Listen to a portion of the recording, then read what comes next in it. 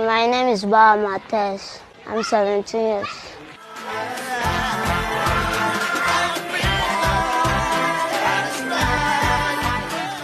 It was the Boko Haram. Once we are living in peace, we don't know how to fight or whatever. We are living in peace. Boko Haram now came and started shooting. All of us, we are jumping through fence so that we can guide our life. That is how. We run onto a mountain. They see no one in the house. They now follow us up into the mountain. They were killing people, slaughtering them like a goat. We were walking in the dead people. After for a while, they know we are farming and using our water to cook and wash. By that time, we didn't have tap water or this thing. It's only well we have. After for a while, they know they have seen we are using the well. They are now started killing people, throwing them into the well. That is how thirsty were hungering us, and we now started drinking the water with the blood inside. After for a while, we are suffering like this.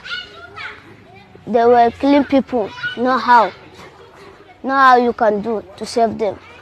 If you come out, they will kill you too. Like this, they were killing our brothers and sisters. We are seeing them.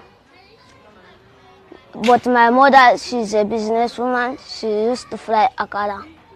We use her money to do transport. Our cousin helped us to pack us for our clothes. We now come to Pilka. From Pilka, we now go to Goza. From Goza, we now come to Borno. After for that, we are hearing them. They were following all the people. They were following our brothers and sisters, even to the Cameroon. They were following them to kill them. But thank God, my dad have money and now pay money for a rider to bring us to Abuja. We are living in scared. We are not coming out in the morning, talk less of night. We are sleeping there. By that time, there was not IDP camp. We are living together with host community. It's 2014, we came here. We are living with host community.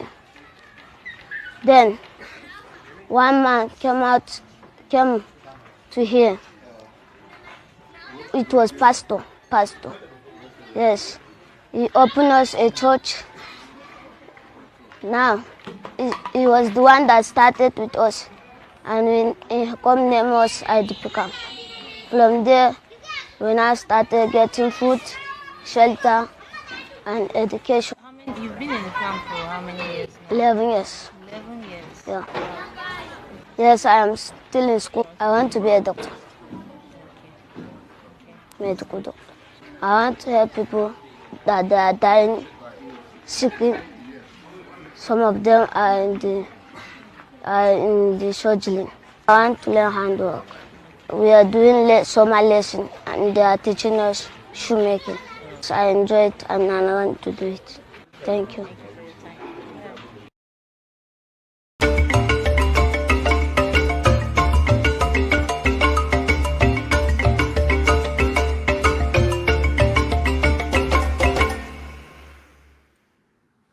Hello and welcome. My name is Rudolph Okonkwo. This is 90 Minutes Africa. Today, in 90 minutes, we are going to have a conversation on the state of Nigeria, the political environment. We are going to talk about the upcoming election and what the political temperature is like. Across the nation, there are new alignments.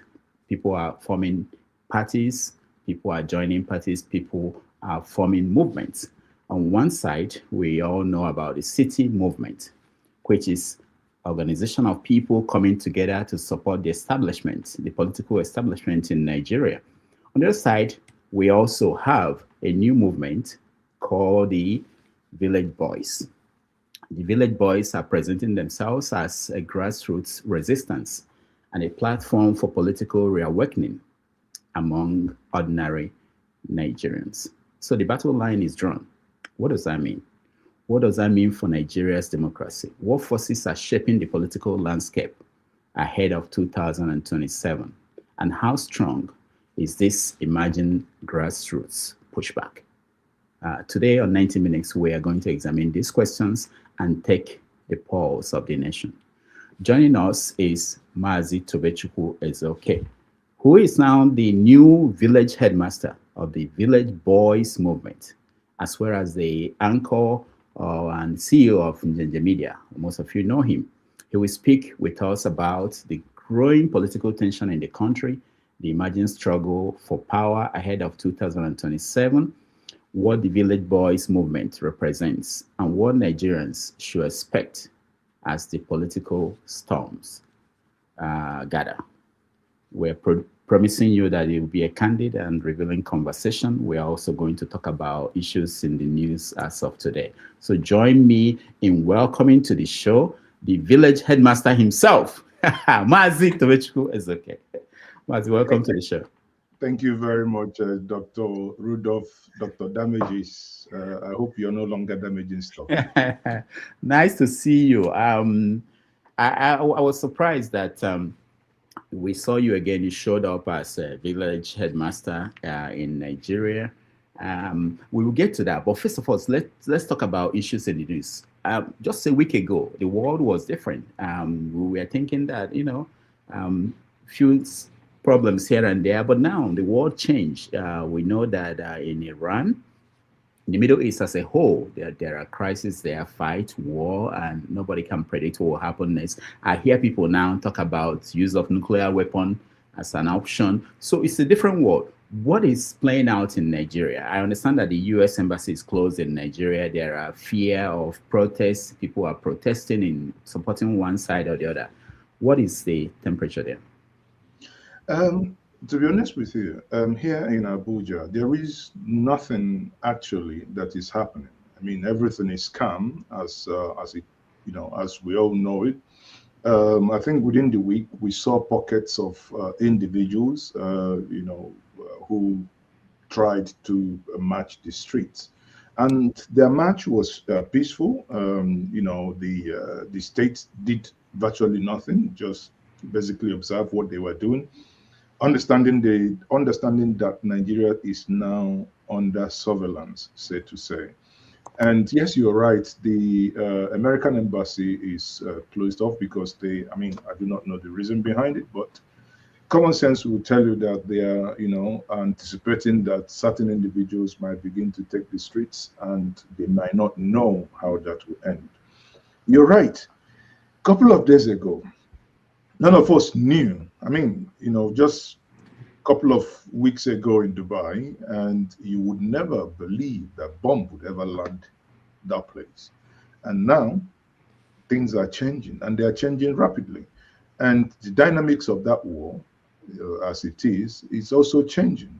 And the propaganda thereto is also changing, because we can see that the Iranians are somewhat appearing to be surprising the West. And if you watch the Western media, you see that there appears to be some level of not necessarily the way you had the 1991 Gulf War being televised every time, or the way when you had the Iraq fall during Saddam Hussein televised, that really showing what is happening is being reduced, because the other side of it is also not being shown. Not the narrative that we hear on the streets. The West is really getting a surprise, and by Iran.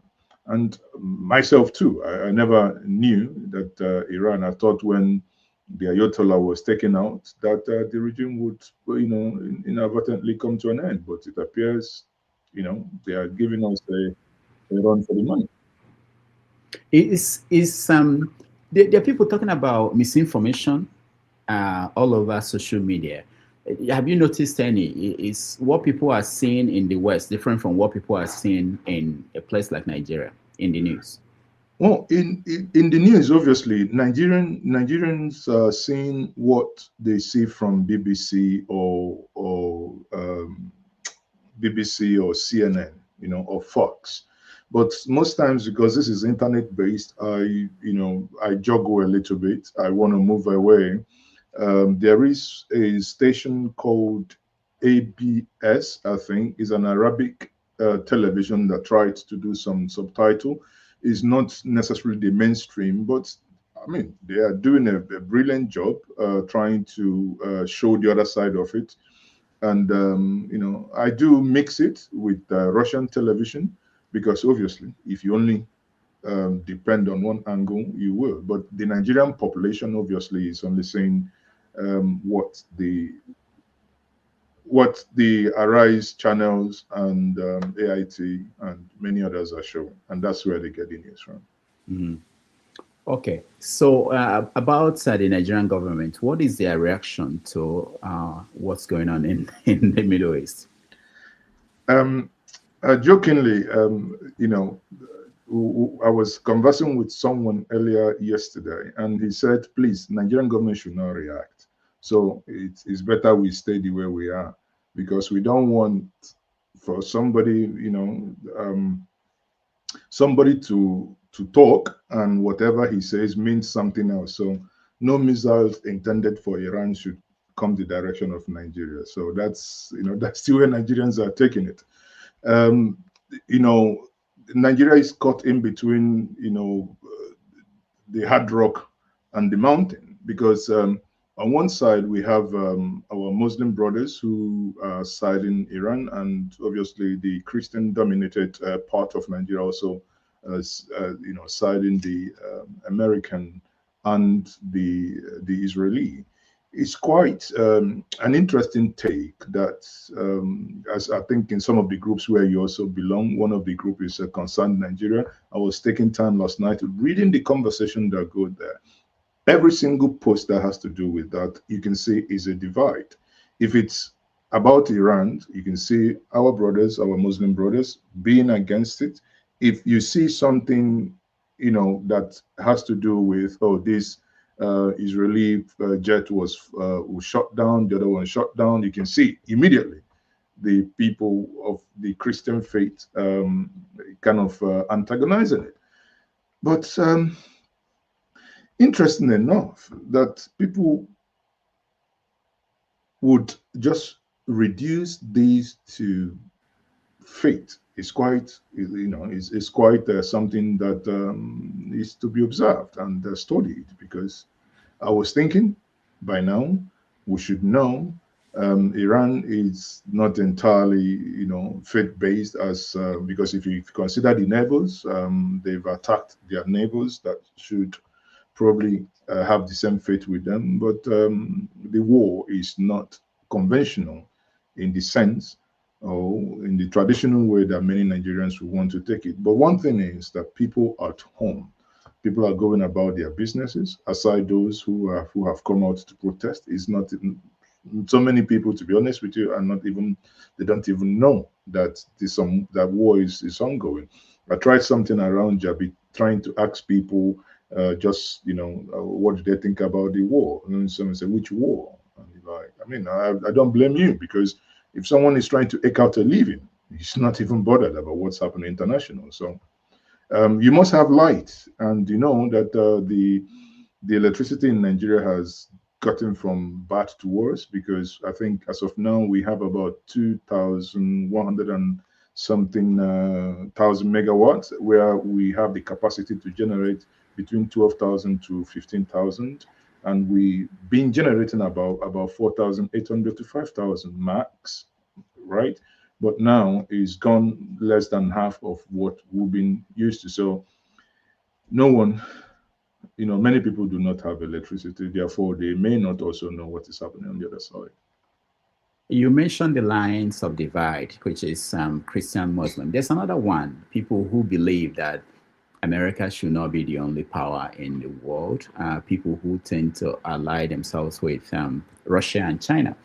And before this war, they were, of course, behind Iran, saying that China and Russia will come to their aid and support them in a situation where there is war. That didn't happen. How are people like that explaining that now in Nigeria? Because there were people waiting for this to happen, for the Russians and the Chinese to come get involved. I haven't come across those who are hoping that China and Russia would have jumped in, because if anybody, anybody who has any sense of history would know that with what happened in Venezuela, and that China cannot lift a finger for you. I mean, they're ready to deal deals with you, but when it comes to war and when it comes to your national sovereignty being violated, China is not going to send one of their soldiers for you. And you can see it again. It has played out in Iran. So anyone hoping for that, but they can issue press statements and they can call press conferences for you. And if it goes beyond that, sorry, you're on your own. I believe so. Okay, let me go to something different. There was something that happened, came out, I think, Friday. Let's watch a little bit of that video and then we come back and talk.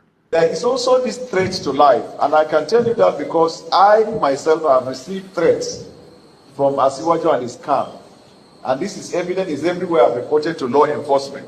A lot of people have been threatened. I am not surprised because a militia has been created, and I'm calling on the government to look into that. So finally, gentlemen of the press, there are many other wide range of issues that will come in the coming days, but this is just the introduction of what I have to say. I will yield the floor to our next speaker, who will in detail speak about the reason why we are here today. Thank you, sir. All right. That is your friend, Daniel Boala. He went on Al Jazeera to be interviewed on the program called Head to Head. Let's watch. Created a militia. Tinubu is one of the foremost politicians in Nigerian history. Tinubu and his people created a militia. Who said those words, Daniel? Tinubu has helped in strengthening democracy in Tinubu Nigeria. And his people created a militia, Daniel. Who said those words? Tinubu brought in leadership skills into governance. Tinubu and his people created a militia. Who said those words? Tinubu and his people never created the militias. That's so why did you say they did on January 22nd, 2023? I never said that. The candidate of All Progressives Congress, Asiwaju Bola Ahmed Tinubu, and his people created a militia. This is the first time in the history of Nigeria we are seeing a political party creating a militant arm leading to election. Does he have a militia that tried to kill you? He doesn't have. I never said he tried to kill me. I myself have received threats from him and his camp. Your words. I never said that. There is also this threat to life, and I can tell you that because I myself have received threats from Ezeoke and his camp. You said it was so corrupt, the 2023 election, Tinubu's win. You said that you couldn't eat food for 3 days. I never said that. Where? And legitimate complaints were raised all over Nigeria. That part is what threw me off balance. In fact, I became so sick. For the past 3 days, I found it very hard eating food. Tinubu is not just super rich. It's what he does with his wealth. In 2019, 2 armored money trucks, bullion vans, were seen going into his house, coming out of his house. Where did that money go? No. Point, did you see the money? Or those who reported, did they see money inside the bullion van? Was there no money in the bullion vans? How am I to know?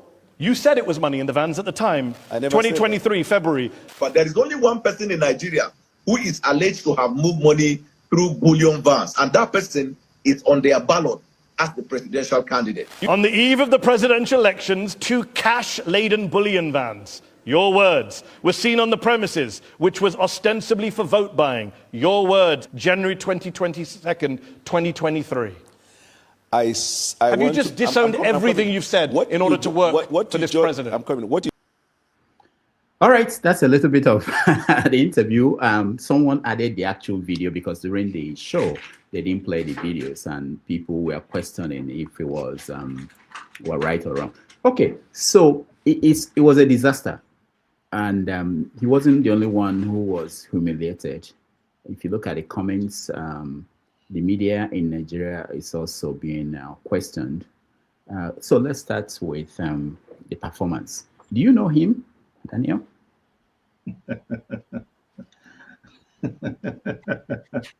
Rudolph, so do you want to do your own off-take as well? If I deny him that I don't know him. No, I don't know. I don't know him. I've never met him. I've never talked to him.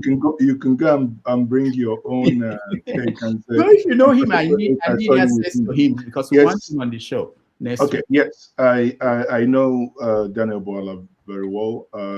When he was in the PDP and during the presidential election, both of us were in Abuja, and during the court case, we were also in Abuja. And before then, during the COVID, is a person I've known for a long time. During the COVID, that everybody was on sit at home. We had a series of one-on-one conversation on Njenje Media TV and on issues concerning COVID, the Nigerian political space. Daniel Boala, not because of what happened. Daniel Boala is a brilliant mind, a first-class brain. But again, the thing is, he said something. There was a time he made a tweet. He said that the brain is if I find the right word, that the brain functions until you join the APC, then it starts malfunctioning. I do not know if that was what happened to him because he has joined the APC, right? Daniel Boala, like I said, is someone who is very eloquent, who, marshals out. Let me read. I said, the human brain is unique and miraculous. It works and functions optimally 24 hours a day, 365 days a year until you join the APC, then it stops working. Daniel Boala, was he the first person that wrote that? Because I've seen it several times. Was he? Well, I do not know, but the one I know is the one he tweeted. So the screen munch of what he tweeted. So again, if you go by that, I would say his own word is what happened to him. Recall that Daniel Boala, before that interview, there was, if you go to his page, you also see, in my show yesterday, you can see where they were rehearsing, prepping for that. So it's not something that happened. He, in his tweet yesterday, he revealed that interview that happened took about 6 months to plan. They were going back and forth with Mahdi Hassan to plan that interview. So something that took about 6 months. And when he arrived in London, he made videos. He tweeted the videos when Hassan was holding the umbrella for him, right? So, but I was also shocked because this is not the smart Daniel Boala, that obviously But the thing is, because at some point he was asked question and he was laughing.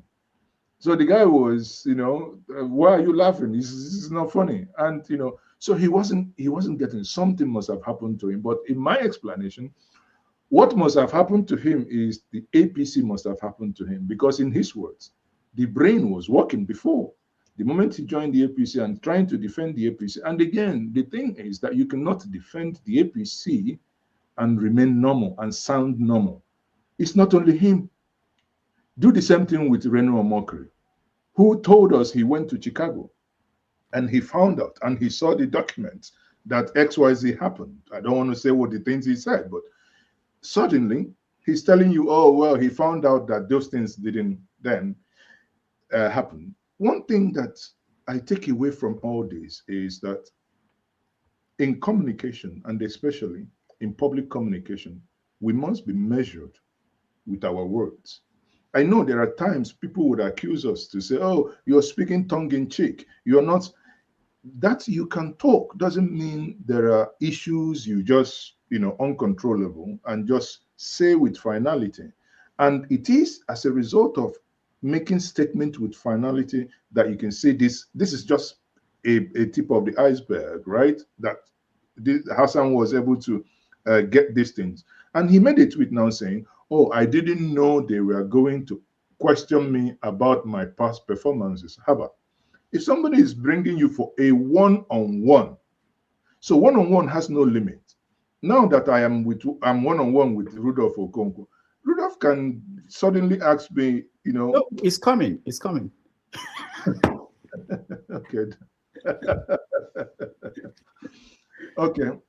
So Rudolph can ask me, Maazi, you said this thing the other day. Is it still the same way? Or, so that to give that as an excuse is actually ridiculous. Sorry, but for me, it didn't cut it. If I were him, when I read his tweet yesterday, I said to myself, okay, when you have been knocked, when somebody carried you up in the village square and knock you on the ground, and there is dust everywhere, do not try to get more dust up. Pipe low, let the dust settle. Then you can probably crawl back to your house and ask madam to get you some hot water and massage your waist. But what did Zanebola say yesterday? He's the one that is actually raising the dust rather than allow the dust to settle. It was not a fantastic outing for him. Even more so, worse than what Danebola did was the nonsensical comment by the APC chairman, the guy on the brown, on your mandate they shall fall cards, right? The guy who just made a mess of himself, because I used to think he's a smart guy. But listening to him on that interview, I'm like, how can you defend that this guy was rich? He was a rich man. He worked in Detroit and what not. Come on. It's, that outing, I believe he should have a part 2 to redeem himself. And I think he's already planning for part 2. Yeah, I heard he actually requested for a part 2 of that encounter with the hope that it will help him to restore any bit of his reputation. But beyond what you said about joining APC and losing your mind and everything, was some people blame the media, the Nigerian media. Okay, let's start from the beginning. Some people were saying, and I got a lot of them on my phone, people writing me, showing me the video, say you should watch this. This is how interviews should be. You people should learn from Hassan. Are you going to learn from Hassan? Well, everybody to their style, right?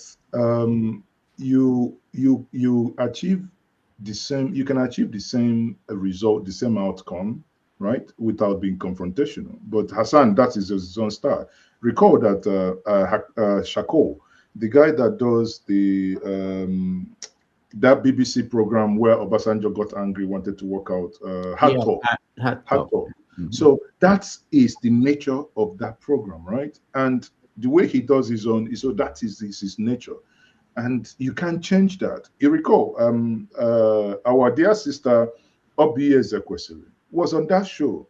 Obi Ezeoke did not disgrace Nigerians. Obi Ezeoke stood her ground because Hassan was trying to make Obi sort of apologize for serving in a government that Hassan considered corrupt. That's Obasanjo's government. Obi stood her ground and said, well, I served my nation. I didn't serve Obasanjo. And I did my best. So let's speak about myself. Did you see that I was corrupt? Or did you see any time? Did you understand? So it's still the same.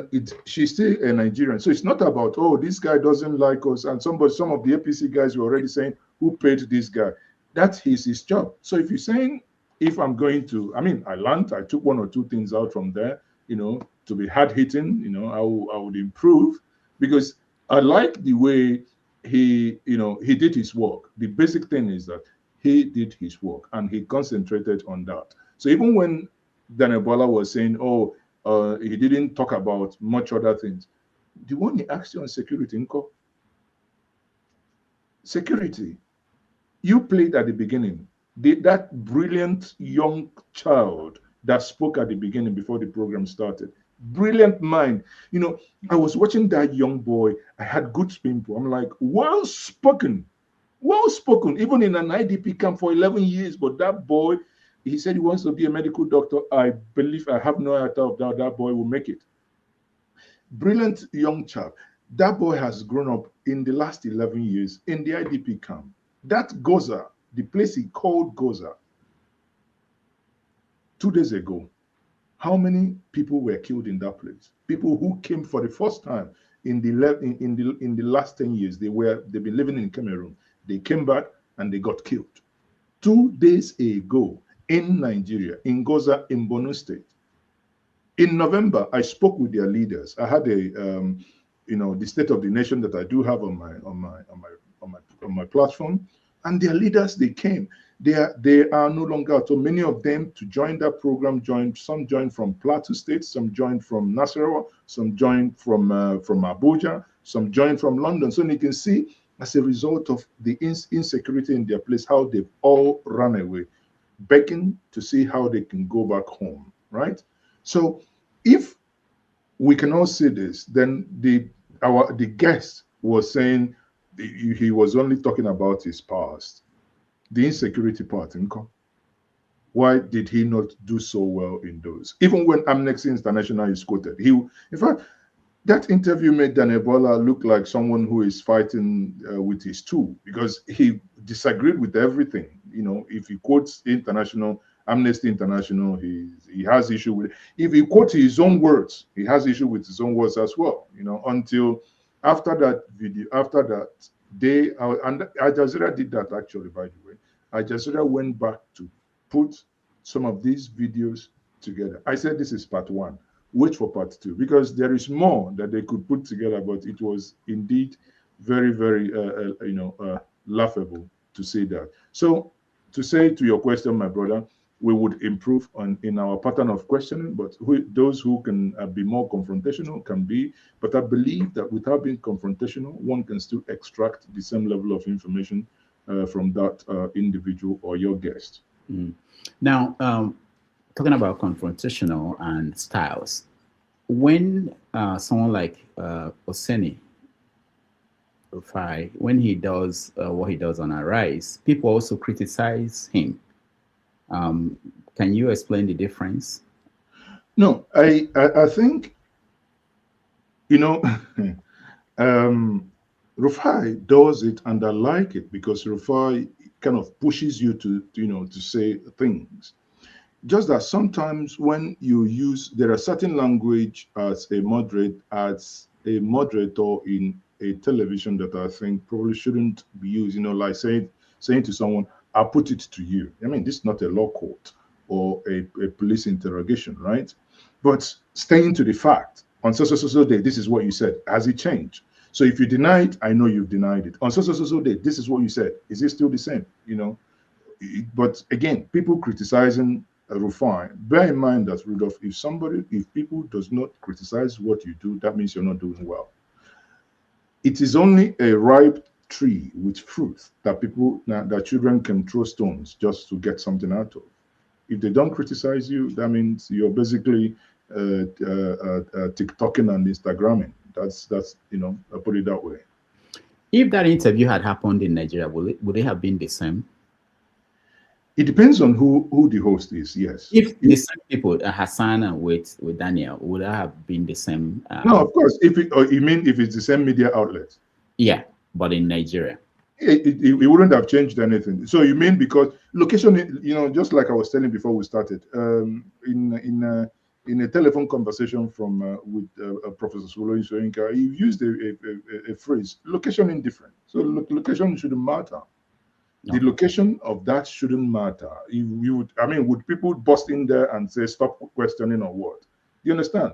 But you can now see it. The one that I detest is, because this is a brilliant interview. What Rufai does, brilliant too. The one that I detest, and I say, God, may we not, may our stomach not control us so much to stoop this low, is the one that the landlord of Abuja calls them and sit down, and he's ranting to them. And you're like, what are you watching? Because this is not serious, right? So that one is when I begin to question the sanity of those so-called journalists who sit down there and just listen to somebody rant. And after 2 hours, paid live stream, full outdoor studio production paid for. That's the most expensive broadcast in Nigeria. I hope you know that. OBS, outdoor broadcasting, right? That you're going to broadcast outdoor with all the equipment, because you're moving with a mini studio out to go and do that. And they pay for 2 hours of that. The most expensive production. To what end? Just to respond to somebody. I think there comes a time that they should tell him, I mean, this is not broadcast. But anyway, they need the money to survive. Okay, one last thing on this. There were this other thinking that if Hassan had been a Nigerian journalist facing Daniel, that he would have been more aggressive, stop him, interrupt, and that it wouldn't have been the same dynamics. That because he's somebody from outside, he had to behave in a different way. You said you know him. How has his, the former interviews? I've not seen him a lot. I've not watched a lot of his interviews. He has done interviews with Arise, and he has had altercations with Rufai, really, going at each other to a point, asked for water. I mean, Rufai doesn't take prisoners in that sense, so he is not a new thing. There could be that there could also be the fact that in his mind, this is an international media. This has been recorded in London, so that would affect his demeanor as well. He wouldn't want to come out as an attack dog, as a mad dog for the government. So he would behave. Yes, of course, there is that element, and for the fact also that it is not a one-on-one, that you had audience in there of various sphere of life, would also put you in check. You don't want everybody to think, how did this madman get in here, right? So that put also some checks on him. Recall that. I mean, when the Christian genocide thing happened, he was the one that was sent round the globe to go and defend that, because he's a pastor, in quote. He's from Middle Belt, Borno, precise. He's a Christian, so he is the best person to go and speak to the world that this is not happening. In those conversations, both the ones he did with Deutsche Welle, CNN, BBC, he did well. But he gets to this one, I think the format is what knocked him down, because this format is unconventional. This other thinking, a lot of people felt that the Nigerian media we've not been preparing our politicians and political actors to be able to survive on the international arena. So they give an example with Piers Morgan when he interviewed the foreign minister. That too was a disaster. And that the reason is that when they appear in Nigeria, like you mentioned Wike and the way he controlled the conversation, when they appear on Nigerian TV, they don't get the kind of questioning that they should get. When they now go outside, they fumble. Do you agree? I totally agree. I'll give an example. I was trying to, in my State of the Nation program, I was trying to invite a senator, and I addressed him there, his name, senator, his name. He replied me that he was not going to attend to my program because I didn't address him well. No, I'm not kidding you. And I'm like, but is that not your name, or are you not a senator? I didn't add chief. I didn't add all those madness. I mean, of what use is that? So you can understand the mentality of those in authority. I tell you, very, very few, very, very few. In fact, almost no politician in Nigeria today could survive that interview, without exception. Almost no politician that I know today in Nigeria. Only people like probably, Professor Yomi Otibanjo and, I mean, because that is fire. You got to be, you got to really have your best there. But obviously, the way the things have done, the way things are done in Nigeria is that it many times when you also ask questions, people would think. I know that during the presidential election, I was interviewing one of the senators, and I called him by senator name. And after that interview, he told me that I insulted him. I said, "Sir, now how did I?" He said, "No, that why should I address him?" So, do you understand? So it's also some of us who have also operated in Nigeria and outside Nigeria. Sometimes, I mean, why? It's your name is your name. It's Rudolph Okonkwo. So what's these appendages? And if you don't do it, now they go to a place. Those appendages are not accorded to them, because that's your name. That's the name in your passport. You've sent the page of your passport, and that's what you're known for. So because in Nigeria, we have this culture of, respecting people in authority, respecting elders, and overdoing it. Now it goes into even the way you converse with them. And that conversation is what, as a result of what you're saying, no politician would also survive that. The one, the former governor of Rivers State, sorry to say this, sometimes, I think in one of the interviews, which I found so arrogant, they asked him a question on something about the Ministry of Transport. He said, "I won't answer that. Go to the next question." I mean, why did you come?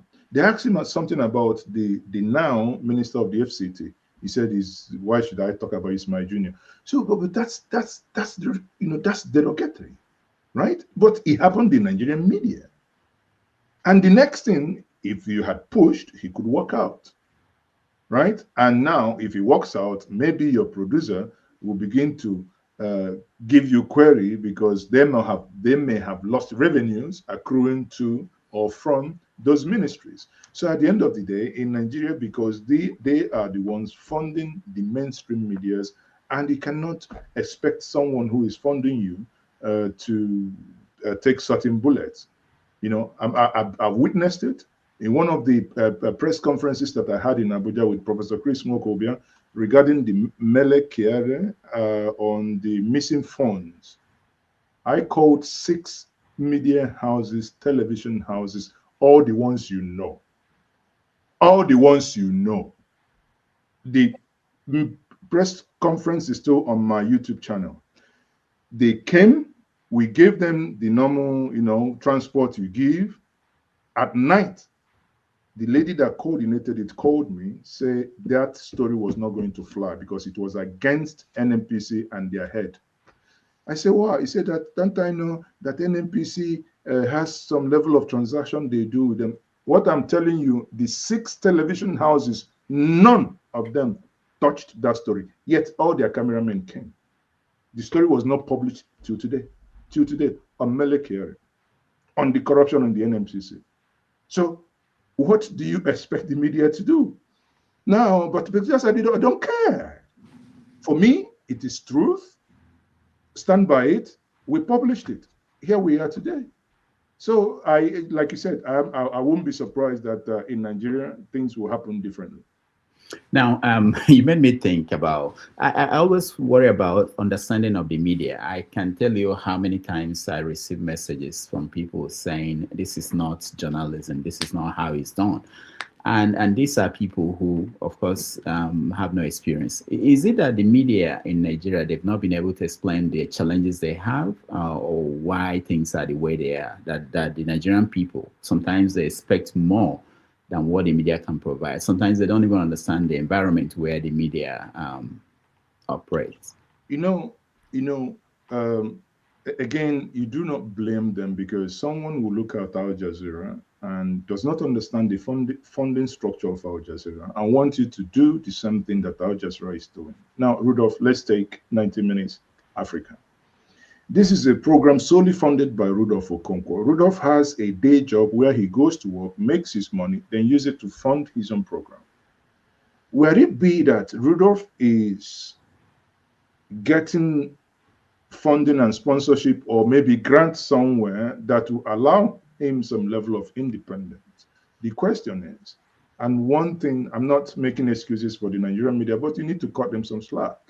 Because if you then upset the person who's going to help you pay your staff, how are you going to survive? Right? So at the end of the day, it is the culture, it is the climate where you operate. Knowing that in the moment you become mainstream, government patronages are how you can survive. For instance, the election is coming. Many of them are looking forward to it because they will play adverts. No media house will want to upset the APC to a point where they do not have their advert, because they know in the season how many billions they could make from those adverts, right? So, and they don't want to miss those revenue streams. Therefore, they have to find a middle ground in order to do that. Let's talk about the elections coming up. Things are moving so quickly. I understand that the electoral law, the new one, the amended one, has moved everything forward. Yes. So the primaries have to happen, and then the election will be in January for presidential election and February for. So how is that changing the conversation at home, the movement of politicians? It's not only that the electoral law, not only that the date was changed, the date by which the primaries must happen also is pushed forward and is cast in stone. Between the 26th of April and 26th of May, these parties must do their primaries, and they will have to now do and give room for litigations before the final, I think, August or thereabouts, right? The final date. Therefore, what it means now, we're in March. We only have April and May, basically 2 months. So you can see how everybody's rattled. And I said it's every single, with the exception of the APC that, they only have one candidate. But every other person, every other party is rattled. Some with this will not even make it. I make bold to say that. Some will not even make it. So having said that, you don't see that it now, and bearing in mind that also INEC is engaging on voter registration, and the parties are also driving membership to come and register, because the new law makes it now that you do either consensus or you go to direct primaries. Direct primaries is going to be a humongous job, and some of them are tinkering with the idea of using the blockchain technology to do their primaries. So do a hybrid.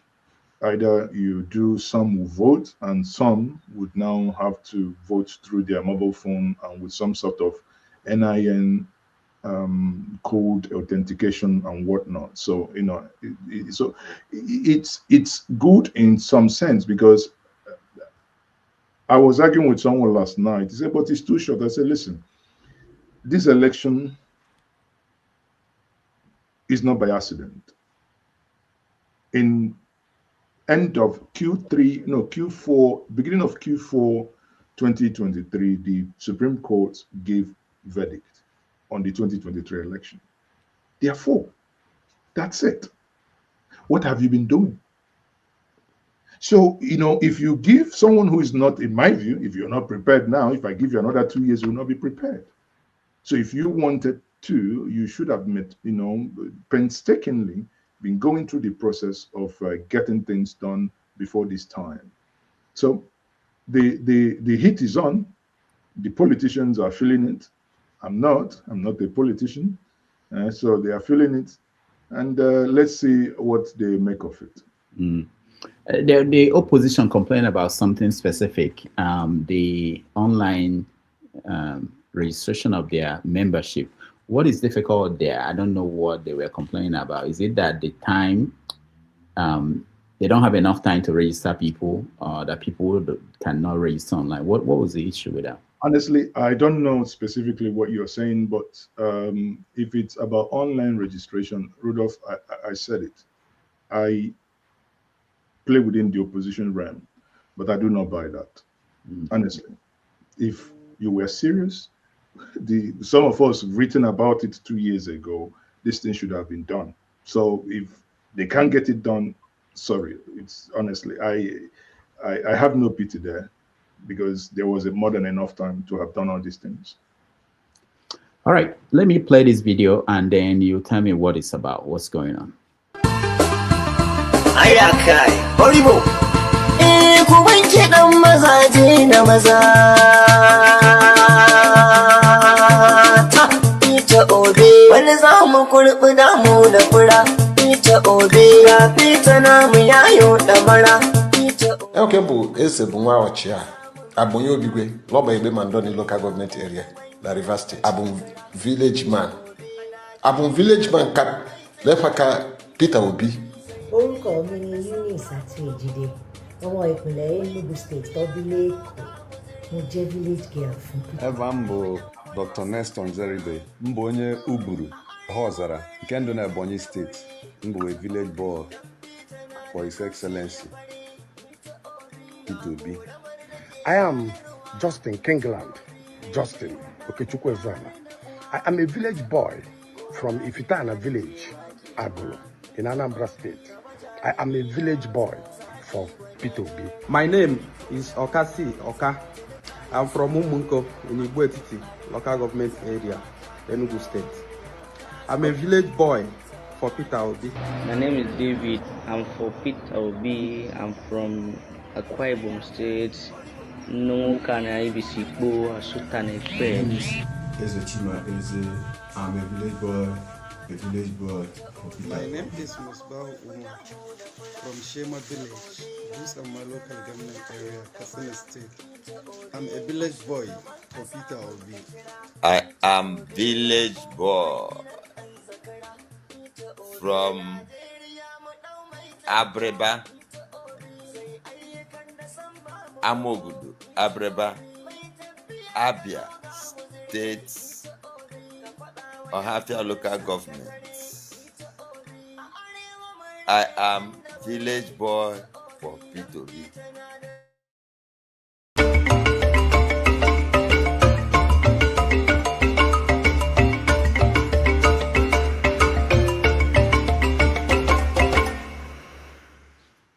All right, we're here with the headmaster of the Village Boys movement.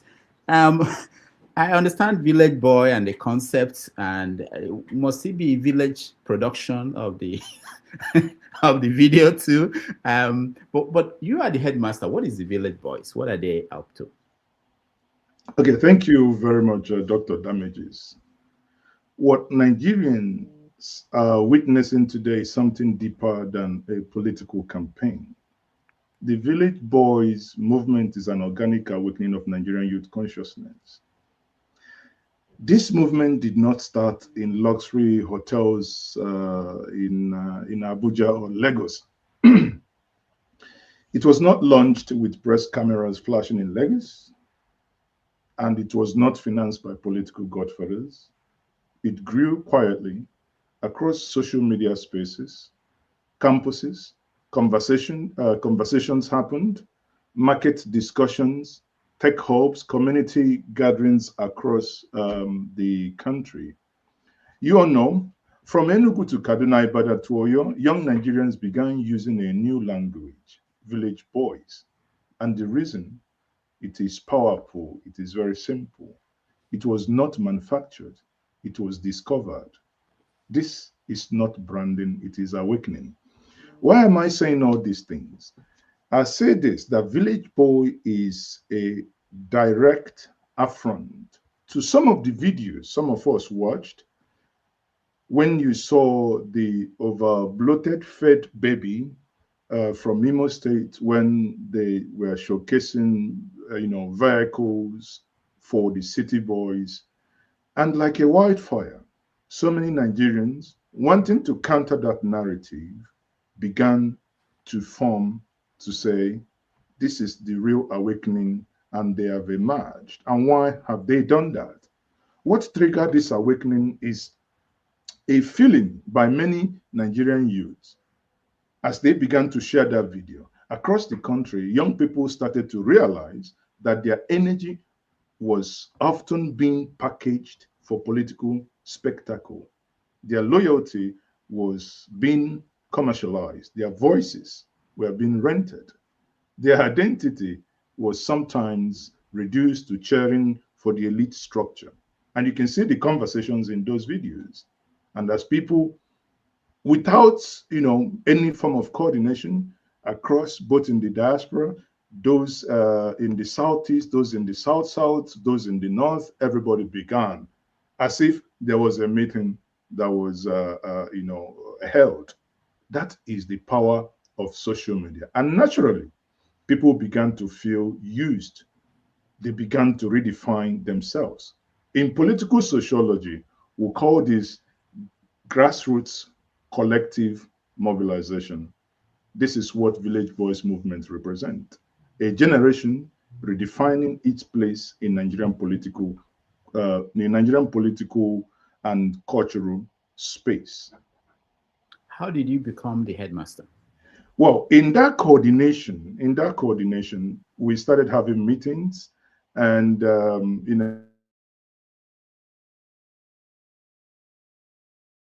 we lost. He's here, but we can't hear him, I think. Okay. Yeah. Okay, go a little bit. We can't hear you. Can you speak again? Maazi? Yeah, I'm here. Okay. I'm here. Okay. Go ahead. Go ahead. You were frozen a little bit. Yeah. Okay. So maybe the city boys are trying to attack me. But we are not scared. We are here. We are on board.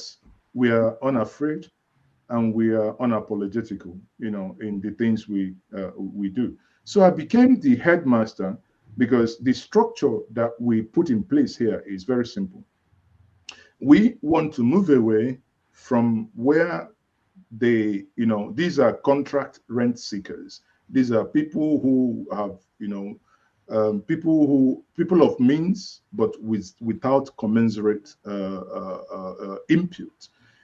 And when we started talking about how do we structure this, we agreed very simple. We should have the head instead of calling the overall coordinator. We say this person is the headmaster, and we have what we call the press secretaries. Instead of calling them press secretary or PROs or whatever the nomenclature is, we'll call them the town criers. And we began to build structures in states. Within the state, we have the state head. In the state, we also have the state town criers and the national town crier. I am the headmaster who is coordinating this both in Nigeria and in the diaspora. Know this. This is, in my view, we emerged as a result of the current political realities in Nigeria to say that the youth, the elderly, the girls, the boys, everybody. Because when we say the village boys, it does, the village boys is only by its name. It involves our mothers, our fathers, those of us who every single one of us are born in the village. It's not a matter of you, whether you live in the town, you live in the diaspora, as long as you identify yourself as someone who cannot be compromised, then you're a village boy, you're a village girl, you're a village woman, you're a village auntie, you're a village grandpa, you're a village grandma. So whatever suits you, just be part of this mobilization to say that Nigerians are awake and things must change moving from here forward. So we say you have a structure, you have membership. What do you intend to achieve? What is the goal? Okay, the goal is to mobilize. There is this cliche that people in the run-up of election, you see youths, you see people make noise, but on the day of election, the numbers dwindle. So the point here is to go back again to the roots and begin to tell the people why it is necessary for them to come out and actually cast their vote. I'll give an example. In the last elections that I've had, we saw it in Anambra State. where people were being paid money to vote. We don't know the party they voted for. But we saw in Agolo, people were given gala and malt to vote. The question that you ask yourself is, when the government say your vote doesn't count, it doesn't matter if you come out to vote, yet they are paying you to vote. I was in Abuja during the last election. I joined the last bit of the campaign for the AMAC election, and I was an election observer on the day of the election, that Saturday. I moved around Abuja, and I think I've done a report on it. I came to our resettlement opposite the ShopRite. There, you saw people being paid 10,000 to vote. Now, the question you ask yourself, those who were collecting money to vote, these are not village boys. Those are those who haven't understood the essence of their vote. But the point here is that for the fact that someone is willing to pay for your vote means that your vote actually amounts to something. Therefore, why would you allow somebody to pay for your vote? Why don't we mobilize one another to come out and begin to demand and say to this government, XYZ you have promised us. Therefore, you are not living up to this expectation. We will not see you come back. Example is, it is on record, unless the president is going to deny it the way Daniel Bwala, his appointee, denied the things he said in London. The president is on record that I will give you electricity. You will not pay estimated billing. If I don't do these things, do not vote for me when I ask you for second term. Now he has asked us for a second term. Nigerians who are watching me, if you're joining me from Nigeria, do you have electricity? If you have electricity now, do you have electricity every day? Has the president lived up to the expectations that he will warrant your vote? At the beginning, you played a video of a boy who joined us from Borno State, a boy who has lived in the IDP camp for 11 years. Is this what he was promised, that he was going to go back to his home? Those who have been killed in the Middle Belt, is this what was promised to you, that those who are killing you, whether be them Nigerians or not, we don't care at any fate, but someone is still being killed? Is this what was promised to you? If you consider this, we are now mobilizing Nigerians to tell them one simple thing. If you consider all these things and you think the government of the day has lived up to its expectation, the promises made to you, that they have renewed your hope, rather, or have they sunk you into hopelessness, make that choice. We are only trying to mobilize the people to come out to make that choice. If they have sunk you into hopelessness, use your vote to make that choice. If they have renewed your hope, I mean, is a free word. Go ahead and renew their mandate.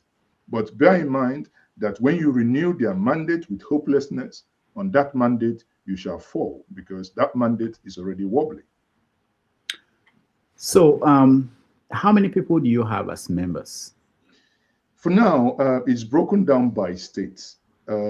People are meeting. I can't tell you these are, I won't want to pluck numbers, but in some states we have over 5,000 people already. In some states we are approaching 2,000 as of Friday, right? As of Friday, the last time we looked at the records. So in some states, over 5,000 already. And in some states, this weekend, they are meeting and they are mobilizing. And for now, one good thing and one thing that we are trying to do is to test our strength by mobilizing for a 2 million man march per state for the 28th of March 2026. And that is going to be an epic event. So that's where the strength is. 28th of March, so it's less than 20 days. Yes, it's in less than 20 days, or in 19 days from now. So we are counting down. Okay. Do people have to pay to be members? No. Nobody is paying. Not, see, this is to test where the people are, right? This march, again, because in whatever you do, you can see where is this being anchored, right? On this, the city boys is anchored on the president of the republic, that is President Bola Ahmed Tinubu. On the other hand, the village boys anchored on the former presidential candidate of the Labour Party now in ADC, that is His Excellency Mr. Peter Obi. So the Nigerians who are trying to counter the narrative of the city boys are saying on the 28th they are going to march for him across the federation. So it's a show of force. So if at the end of the primaries, Peter Obi is not, because I saw some of the people on the video of Village Boys talking about Peter Obi, if he doesn't get the ticket of ADC or any political party, which may be the case, what happens to the Village Boys? Now, I would answer the question by referring you back to what he said. He went to Agulu yesterday to pick up his membership card of the ADC, with ceremony. In there, he said that in 2027 he will be in the ballot paper, and that on that premise, that is what the Village Boys are working on. So they don't have, that is either Peter Obi or nothing. Well, once we get to that bridge, we'll cross it. But for now, it is him or nothing else. Okay, we're going to bring in people who are joining. If you're in the studio, you want to be part of this conversation, turn on your camera so that we can bring you in. But before we do that, there's something I want you to comment on. You're from Anambra State, and there have been so many stories out of that state, and I'm sure you're keeping up with them. And why is the Governor Soludo destroying markets in Anambra State, the main markets in Anambra State? What's going on there? Again, I don't think the narrative is correct. Okay. I don't think the narrative is correct. Being in the opposition doesn't mean you will lie like my brother who was disgraced of his lies. I honestly think at the issue of the market, the close down of the main market gave the impetus, or basically was the starting point for government to start something they've been thinking how to start. They've been thinking of remodeling, rebuilding the main market.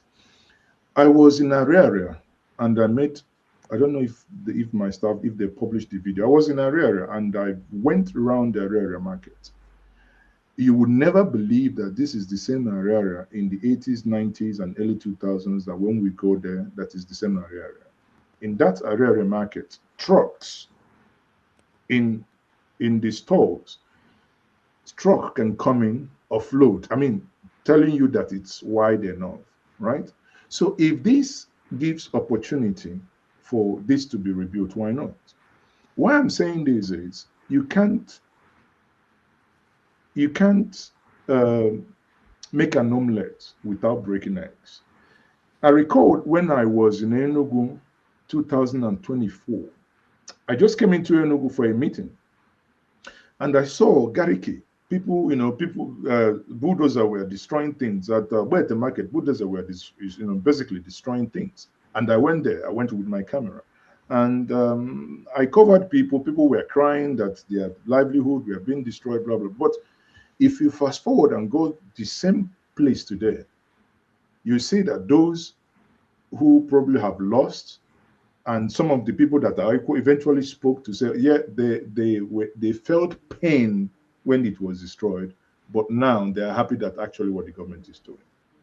If I take that to heart, to say that Anambra State, I had gone to Anambra September 2023. I made a video from main market. I said that this is a disaster waiting to happen. Illegal structures everywhere. There is no single park. If I want to come to main market, I will park at All Saints Church and now take keke and get into the market. So you can't even drive into the market. That the government is now trying to fix it, that you're playing opposition doesn't mean I'll begin to condemn it. Yes, people will lose their shops, people will be hurt, but I do believe that at the long run, once these things are fixed, you know, I hope that he has enough time. He's going to be sworn in 2 weeks. So once these things are fixed, that people will now be happy that, you know, these things are done. So that's my candid take on it. Okay, so one last thing about Anambra said. Let's watch this video. Bulldozer agabago. Bulldozer bụ na nke akwa ọkụkọ ka ọ na-aga. Ịma na yesterday aka na-ekwu na esuru chịrị anyị na-akwa ọkụkọ ọkụ. Today all demolition ka abanyere. Ebe ahụ akwa ọkụkọ ji eme dibia. Today ndị Anambra State gọọmenti eburugo bulldozer wee banye. Demolition ka abanyere. Ịma na ekwuburu m mbụ wee sị na ngwongwo eji mara ha akụwachago. Nke a bụzi ma ngwongwo ma ụlọ eji alụ nya iwe akwari nkwari. Biko ihe abụrụ ọṅụ ka a na-aṅụ mmadụ. Update ka m na-eweta. N'enu n'ebe ahụ unu maara unu na-eji agba oke ite. Ma oke ite o ma unu eji alụ oke ite. Ha ncha nkwari. Ihe a bụ the shrine of the most famous native doctor in Igbo land. Yes, I will say that because Onyanwa the famous has been demolished by Anambra State government. Today, ihe a na-eme. Ihe a na-ekwu onye ọbụla, every youth were nke a wee mụrụ ihe. Welie wee mụta ihe. Na o nwere ụfọdụ ihe na-adịrọ mma igosi n'iru akwụkwọ. Biko nụ, ka m rapụ unu ka unu watch the video. Ọgwụkwa ka ọra m n'ọnụ. So that was the home of the native doctor, Akwoko. What do you know? Because people have been saying that they were detained for a long time. I think eventually they ruled on, I think, his case. There were other ones who were still detained, and they gave him some, I think, 12 years in prison. And the government moved in immediately to destroy his shrine and his house. What is... I think it's 11 months, not years. Oh, months. Okay. Yeah, okay. It will be served concurrently on those counts. Okay. Now, I know that originally I would have issues with destruction rather than reassigning, but there are times we need to have some element of shock inbuilt into a system for the system to survive, right? What we are looking at there is a case of fraud. The governor of Anambra State has said this multiple times, and I agree with him in total with this. A lot of Nigerian youths, a lot of Anambra youths are in prison in Indonesia, in Malaysia, some of them already dead, because they went to this shrine, they were told with this nonsense that I will give you, if you go to the airport, the scanner will not dictate that you have ingested cocaine and whatnot. You'll be invisible, you will go. And they get into these countries, and that's it. I recall a couple of years back, I flew into Singapore. On landing in Singapore, they will give you a landing card. They will ask you, do you have any drug? Yes or no. You click, you say yeah, no. They will write, if drug is found on you, now you have said no. If drug is found on you, it is death penalty. At the bottom you sign. And some of these kids, they will think they will see this and they will read it. They will still go ahead and sign they have no drug. Because why? Someone there has told them that this nonsense you can see being destroyed here has any form of. Not only that, in the local one, some of the people caught in the camps, in the kidnapping camps, those who were their leaders in kidnapping had confessed that this native doctor gave them the charms to protect them for bullets and whatnot. Recall that the one that works like a pregnant woman called Njenje that operated in Oba, when he came out, he accused Akwa Okuko that while he was held in captive by the kidnappers, that he came in once or twice, held, right? The one on jumper, you know, with the belly almost touching the feet. So you can, you know, what you're seeing is that this has become a bad omen, that native doctor, that you can, you know, you begin to think that some of these things is abnormal. One of the things I'm not even happy that the government of Soludo didn't do is, which I have forcefully mentioned it to the governor, mentioned it to the highest authority to them to do, is to make sure that every single of those spots is tested for human remains. Because if they were able to forensically prove that there is a drop of human blood in any of those spots, these men should go for life imprisonment. Because this is what thinks is happening.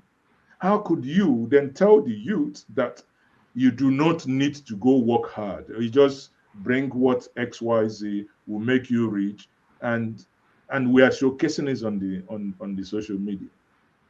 Whereas people who have gone to school, people who have really have their trades learned, done their boy, are struggling to survive. And you see people, these are nothing but scammers.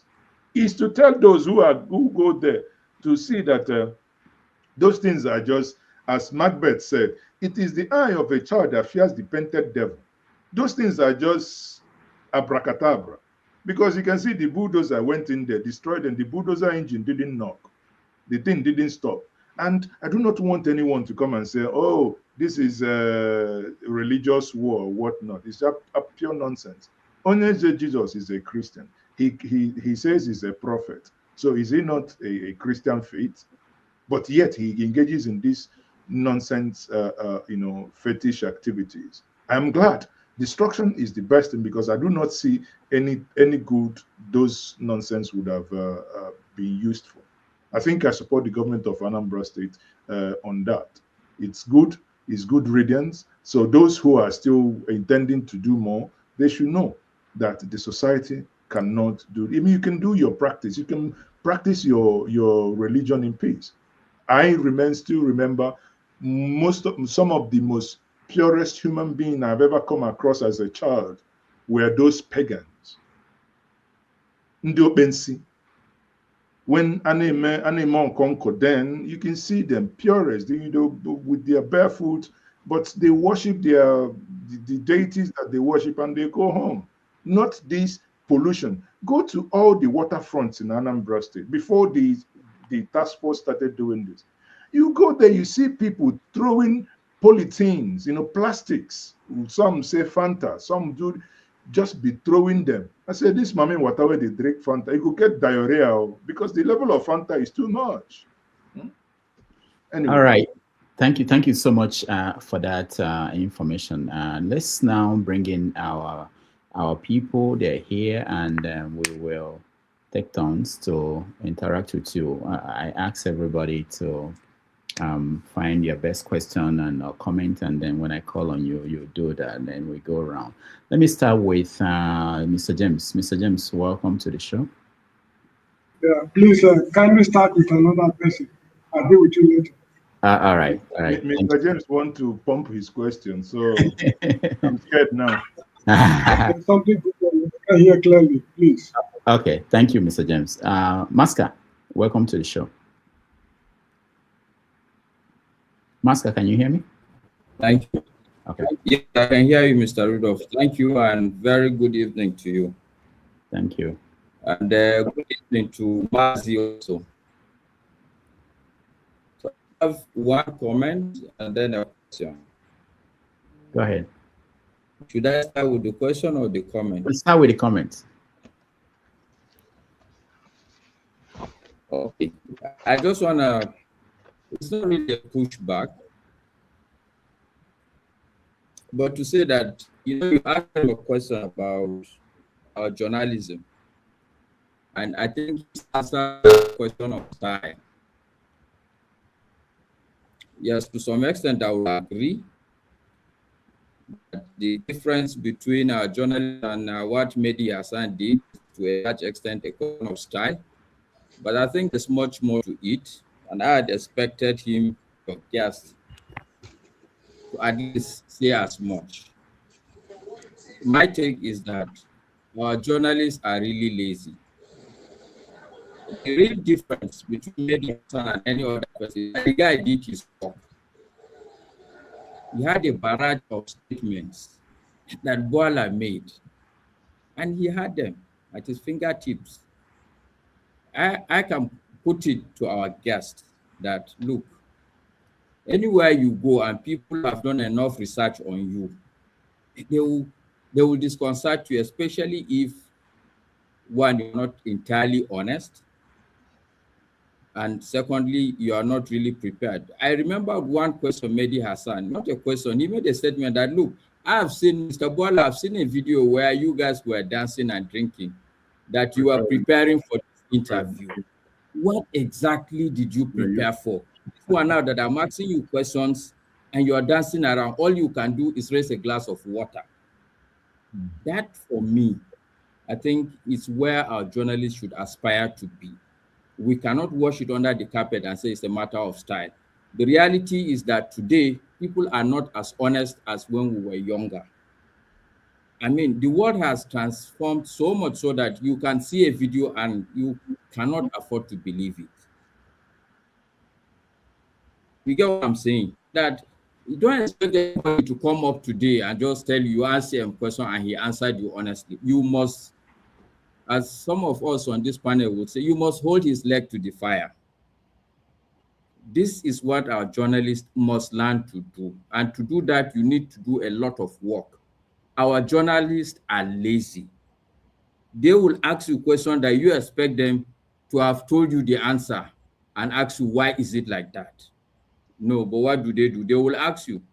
And like you rightly said, you gather them under a tree one Sunday, and it's like you wonder whether this one is naming ceremony they are doing, just that they're televising it, or what is going on here. Obviously, if I invite you to my naming ceremony, I will sit on a chair. All the other guests will be gisting. And to a large extent, you should not publicly disgrace me because you are in my house, I invited you. So some of the things that we call interview are really just like naming ceremonies. To a large extent, I think we need to agree that we are lazy. I'm not a journalist, but of course, it's a society. So I think we shouldn't wash it under the carpet, Maazi.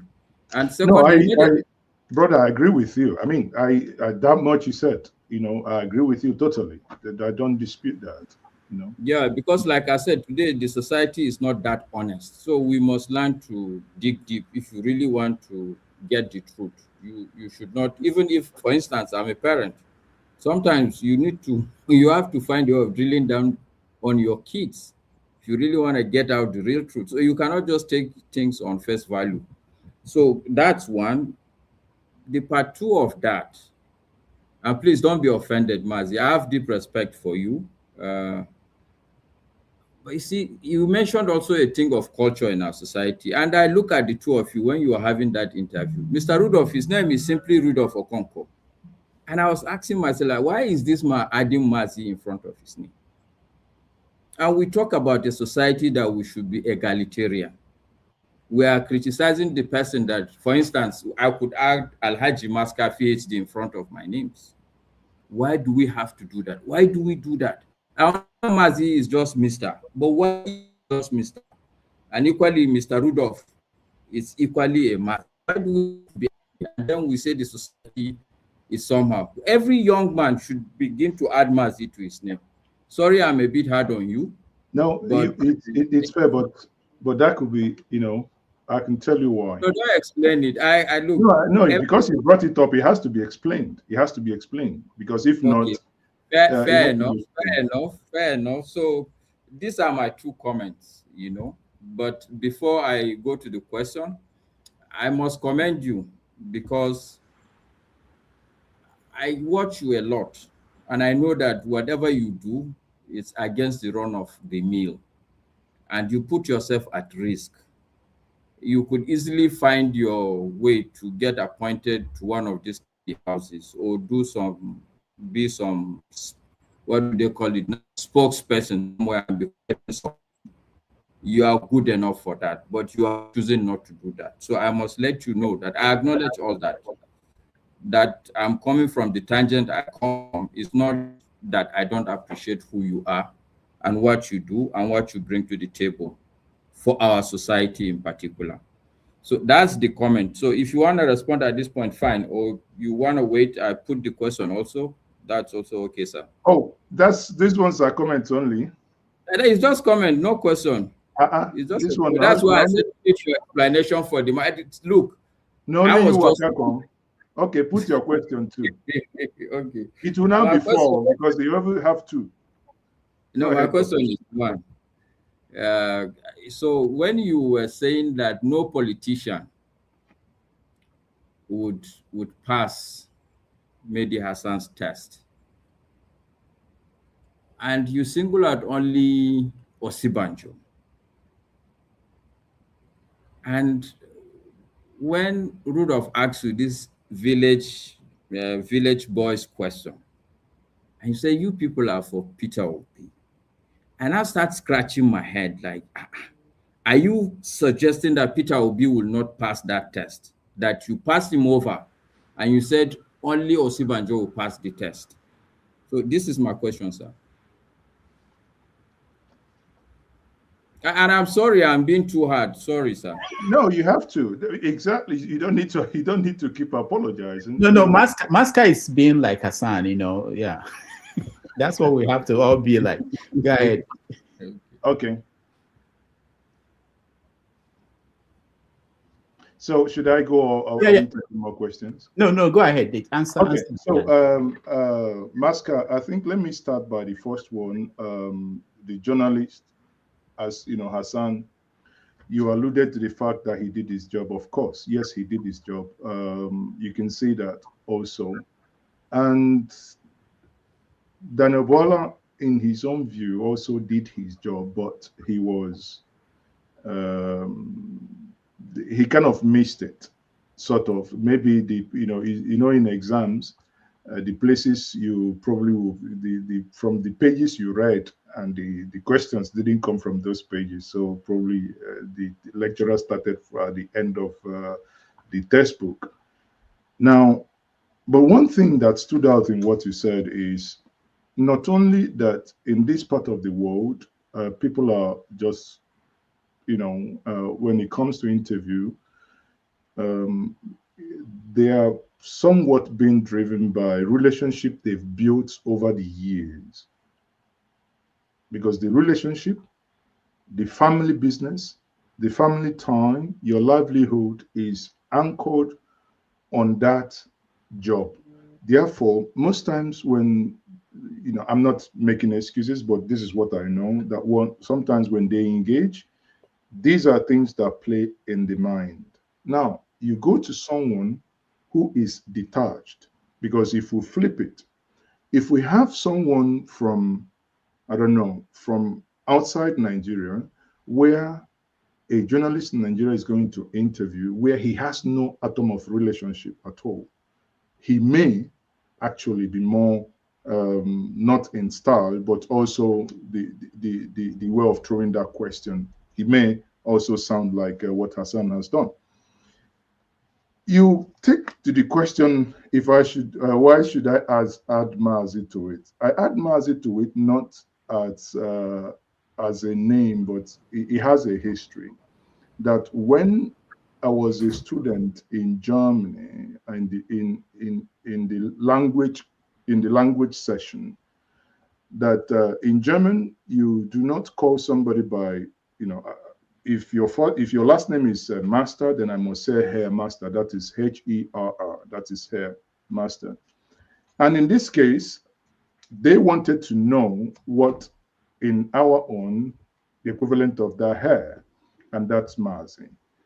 And since then, that's since 2001, it has become an appendage to a name that even when a lot of things have been written, you'll be surprised that if you search only my names, you may not find much, but if you add that, it speaks out. So for me, whether you call me only Tochukwu or you call me Maazi or you call me Ezeoke, it changes nothing. And I don't, You know, not like when someone says, if you do not call me Senator Chief there's one, the MFR, OFN, whatever. If you don't do those appendages, right?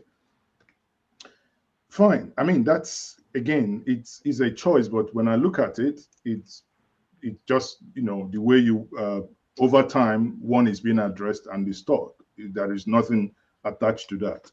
Now, to the point when you say, when I talked about that, you see, I was talking about if when we get to this point, I looked at all the politicians that said they wouldn't survive AIDS. At that point, I intentionally actually didn't want to mention Peter Obi. I picked Professor Yemi Osibanjo, a man that there's one of the times I met him in Oxford.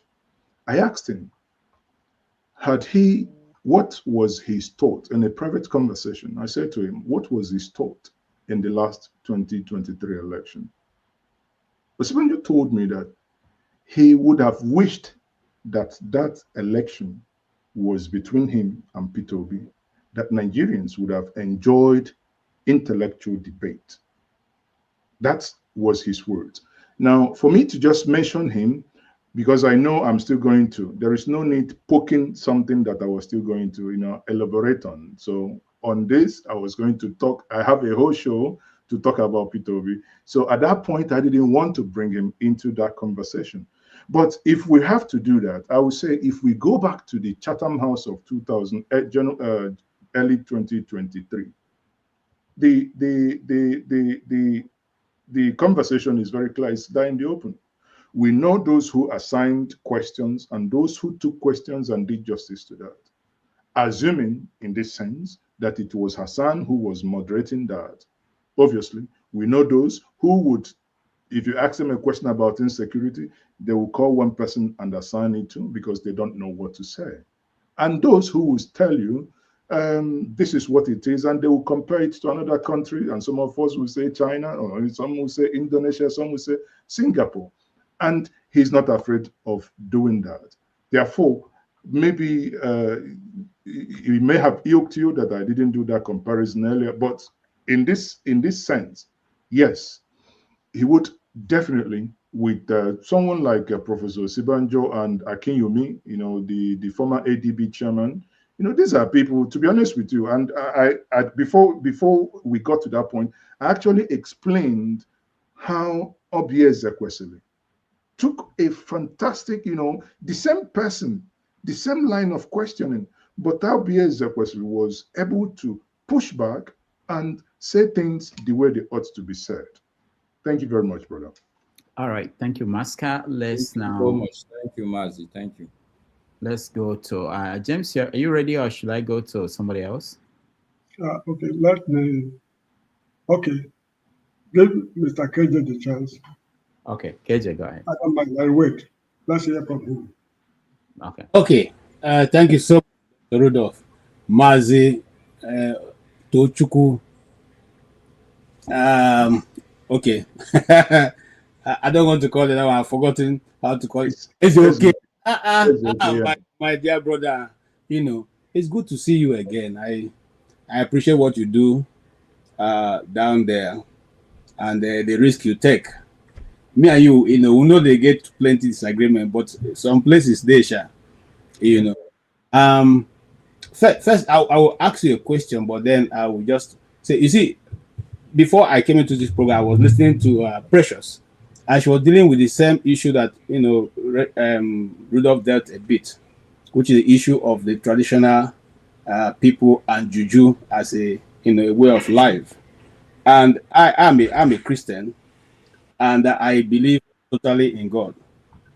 I don't believe, or I do not practice juju, but I know it does exist, and that has been part and parcel of our society, our culture. There are people who are worshippers of Amadioha and all the rest, and those people coexist with us.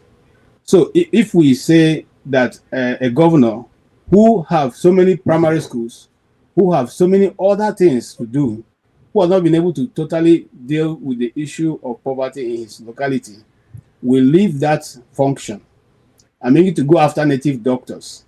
I think what we would needed in this case, if he was a governor that is thinking ahead, is to find a way to educate his people. Like a MAMSA, like what you have public this thing, and make it people to understand and take the stories of the people from that locality who have not succeeded in this way of life and play it over the media, radio and television houses, and then discourage them. But to take them to court and then put them in prison and then come back and destroy their things, I think that's, for me, is too far. Government is going too far into the life of the people. Now, having said that, I'm coming, Maazi Ezeoke. Listen to what I'm saying. And you are friends of politicians. I know you, when I was back in Nigeria, you have plenty political friends. You know that these people do not sleep at night. Okay, you are a journalist. You mix with a lot of them. Let me withdraw the word. You are not their friends, but you're a journalist and you speak to a lot of those politicians. Majority of them can be called native doctors by my own standard. Majority of the Nigerian politicians, and that's why their hearts are in their back. And I'm not just speaking. I'm talking about things I have seen and I know of certain individuals who are still in government till tomorrow. So what I'm saying is that it's a question of coming in the daytime to blame the people, and then at night people go back and practice the same thing you are condemning these people from practicing. So first and foremost, he has to situate it and know that your hand must also be clean. Don't pretend to say you have a clean hand and you are doing something differently. Having said that, also the issue, and I quite agree with you how you answered the Bola question. I just want to go a little bit further.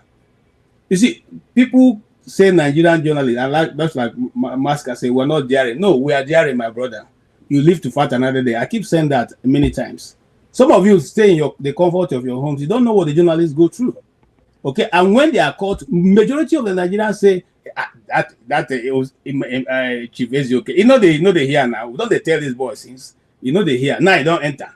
Nobody follows you. Nobody pays your legal fees. Nobody looks for you. Nobody takes care of a family while you are incarcerated. Nobody goes to ask how these people family they feed. Okay, but all of you do your own job and go home and rest. So for a Nigerian journalist, he needs to take care both to be able to do his job and also to live to survive to do it the next day. Whether there was nothing Bola would have done. Bola's problem is that he thinks that he was dealing with a Nigerian journalist, the people they can shout down on, the people they can look at you and say, after all, we're going to give you brown envelope. So who are you? Or the people they can say to, we paid your way to come to this place. So, or the people they can call your boss and say, hey, this is your boy that came here. Please don't allow him publish that story, or don't allow him air that interview. He just messed up, and that will be accepted. That is what the mindset they have. You travel a lot, Chief. You have noticed that most time when they are coming back to Nigeria, as soon as they announce we are now descending to Abuja International Airport, all of them will leave one after the other, go into the bathroom and change into the agbada. Those ones who are talking to you before you, from whichever country you are coming from, will no longer talk to you again. They assume their God status. And once the plane touches ground, they don't even talk to you. Their drivers drive all the way to the tarmac and pick them. And then you just walk. You are the one who's going to follow the protocol. They just drive off. That's the mentality that is driving Nigeria. And that mentality can't take us anywhere. And you see, you look, that guy just messed him up. In fact, he used him to slap the floor all through. And he just pitied him at one point. I felt he just said, let me just leave this guy, let me give him some space. So my brother, what's your question? So let's so my question here is that, first and foremost, let governance be done with some human face. It's a society that governing, they're not governing anymore. And I'm drilling down to Anambra State. Okay? Let governance be done with a human face. Don't go to and break it down because people have refused to go to this thing. Okay. Thank you very much. Now let me say this here. Rudolph, I hope you have the Commissioner of Anambra, Commissioner of Information Anambra. I hope you have his number, Dr. Lome. Yeah, I have. He's been on the show. Exactly. Why I want to say this is, I didn't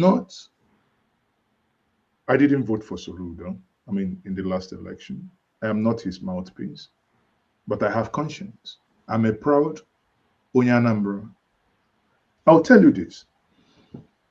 I am not speaking for the government of Anambra, but please, it is misinformation to let this stop at the foot of the government, of the governor. The security agents arrested Akwa, charged him to court. That is a judicial process. Akwa Okuku went to court.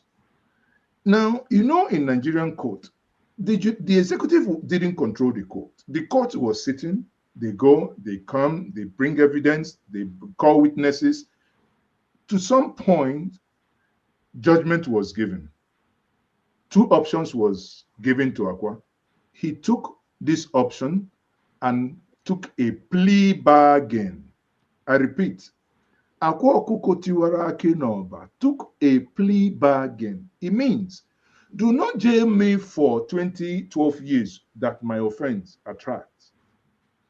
I have agreed that if you give me mercy and give me a second chance, I will become an ambassador. That in which I was doing to deceive the Nigerian youth, I will not do it again. I would go and now work and tell them that, yes, I've been scamming you. What we are doing is scam.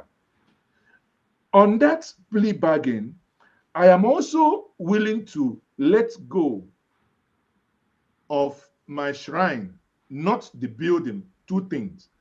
The shrine is not Akwa's structure where he lives. The shrine is where you have all those spots. And I said here that my proposition when this was happening to the state is to forensically, if I was the governor of Anambra State, if it means flying people from across the globe to come and establish that human bloods are in those spots, I would do it. You know why I would do it? Two things I would do if I were the governor. I would use this as an example to start the missing persons register. We know that people in the state have been missing. We do not know, there are people that have not had closure. They don't know if their father, their aunties, their uncles that was kidnapped, if they have killed them, if they were used for ritual. We know when there are places in Osumohu that we saw, even as of last week, they will tell you organ harvest. Organ harvest is bullshit. There is nothing like organ harvest. It's nonsense. What they do is because, you know, for you to harvest an organ, if you take the heart must be beaten. It must be pumping blood. It must be preserved in order for you to take it to the hospital and to be given to another patient who needs it. But what they do is, a cucumber somewhere, it gets me angry because somebody, an idiot somewhere, sits down, makes some useless incantation, tells you, I will need a lady's private part. I will need a virgin. And they go get young child, cut off the private part. They will tell you they need the heart. They will rip off the heart. The person is dead. I will need this to prepare this charm. And they will use and they'll go and get it. Right? So if we understand that even you that is listening to me, even you that is in this room, you can be at risk that when you are kidnapped, even when you pay, someone somewhere will say they need a part and it's easy to kill you and harvest your organ. Your organ is not, when you hear organ harvesting, it's not for medical use. It is just for this nonsense called ritual. And anybody who tells me that this nonsense called ritual works, it just, come on. Which ritual did Elon Musk and those people made to make their money? Let's have some level of conversation. It really, really gets me worked up. Now, the governor himself, yes, is the governor of a state, but he wasn't the one that sent this guy to jail. It was the court. Somebody went to court. He had his lawyer. I hope you heard when the lawyer, his Akwa Okuko's lawyer, spoke to the press. He said, we accept this in good faith. So there was no way Soludo was mentioned in here. The governor accepted, his lawyer accepted that this is good enough for his client. His client accepted to now do 11 months and now say, I am going to be an ambassador. That's the part that many people are missing. Because now he has recognized that he has been scamming people and he's been caught pants down. Nobody, until you speak to families that have lost 21-year-old who went to Oba and they said they put charm in his chest, gave him the one he gave, and ingested coke on condoms, cocaine inside his tummy, and told him to go to one of the East Asian countries, that because of that which he has ingested in his body, that he's not going to be seen.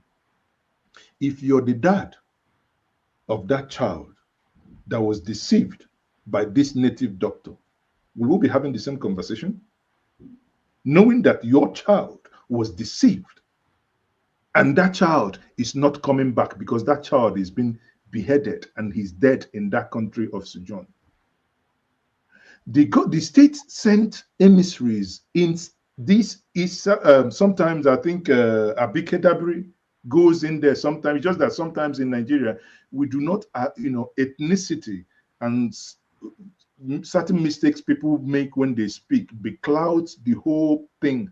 But if you just remove ethnicity, ethnic nonsense, and listen to some of these individuals when they interview them, one thing I have asked myself that I will do within the next 2 years is that I'll find time out of my busy schedules to go to some of those buildings, those prisons. I am promising myself to do it.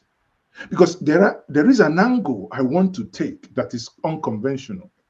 Because all the story is, oh, this person was caught with cocaine. And everybody thinks cocaine, yes. Yes, young people want to belong because of what they see in the society. Why won't they? Growing up, I named my son Chinua. My son is Chinua Ezeoke. Why did I?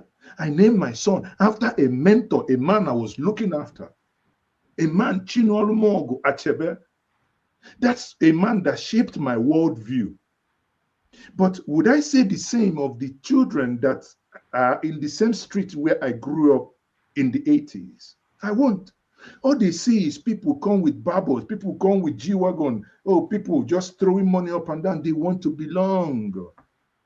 And in doing this, they are cajoled, they are deceived, and those that deceive them, we just have to give them a handshake. I stand here to say that I see nothing that has to do with religious war here, and I cannot be a party to creating that narrative. I have people, I have native doctors in my community. My clan is Ezedibia. I am from a clan called Umu Ezedibia in Ezinifite, and I'm proud so. Because my forefathers, before the advent of the white man, he was a native, he was a doctor, not a native doctor. Let's not make that. He was a doctor in his own right. But if need be that you now tell me that he's ripping their heart and to conjure concussions, I would say no, I would deny that. So in this case, I see what Anambra State government has done. I do not see any religious fight there. If you want to look at it as a religious fight, the one that says father of all the men, he's a prophet, he's a pastor, he calls himself. So he's also in that. If we have people, I think we even go further. People who do miracle a lot, they shouldn't be investigated too. They say, oh, check your phone, miracle alert. Hold on, wait a minute. Which account paid them? It's just that sometimes in Nigeria, it's just part of what we're saying. Things are not being, when we start it now, why is it? You have all the problem in this world. It is miracle alert that is your problem. But it's part of the problem. Why would you be scamming people? You know that this is a scam. Somebody stands in the pulpit, say, I've healed 100 crippled. How can you heal 100 crippled with every single clutches that you have there is brand new? Okay? How now? I have someone who is deaf and dumb in my family. I want that crusade where we can send him within and outside Nigeria. Let God touch him too. No, God did touch every other person. He reached my own person. You know, go touch him, right? Come on, who is coming who? Please, let's be very careful what we push here. This narrative that the state is fighting religious war, I honestly, I do not buy it. I do not, and I cannot. And finally, on your postulation that Boala, I say your postulation on Boala and his problem. I think Boala's problem is that of Reno and that of Femi Fani-Kayode. These three individuals will have the same problem if they go to that problem. Because one of the things that has taught me also, when sometimes I speak, people say I speak tongue in cheek. I cannot speak with finality, because even when you are trying to defend someone, you think you know that this person with definite answer did not do it. Be circumvent and give a little wiggle room for yourself. But you can see in all his videos, he was definite. He was definite. He was definite. So when you now play that back again, it sounded as if you must, if you're in the opposition or if you speak for the opposition, you must be a liar. That's what it is.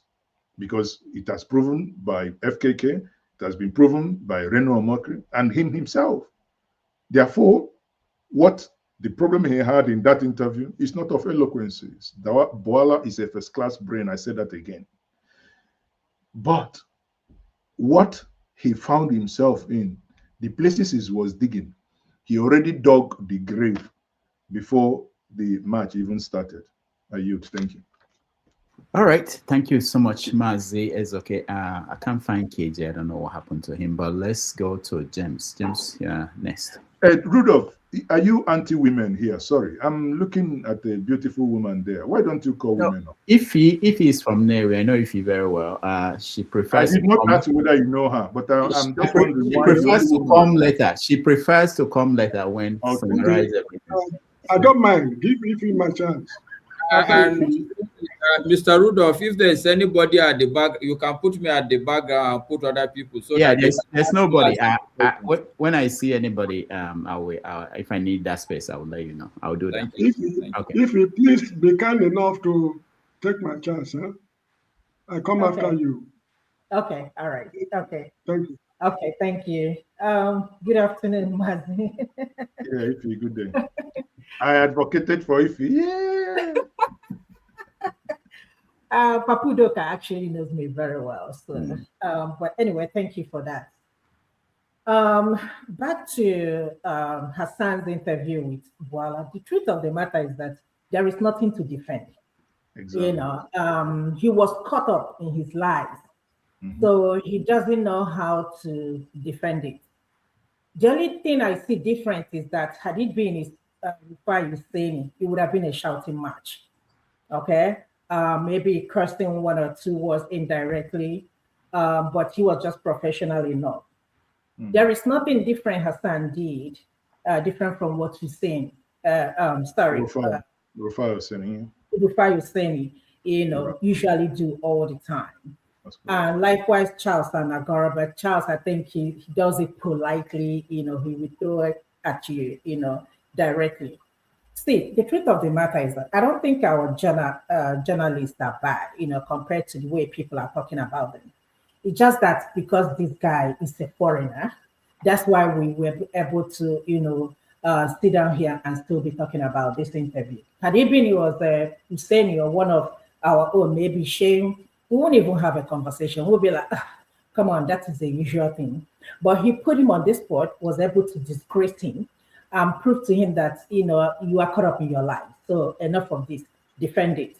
Do you remember the Onokbasa episode? Oh yeah, he's dead now. It's a similar thing. It's similar thing, but that didn't trend much as this. But the similar thing because Rufai was giving him back to back. Yes, that's no different anyway. But shout out to Rufai Husseini.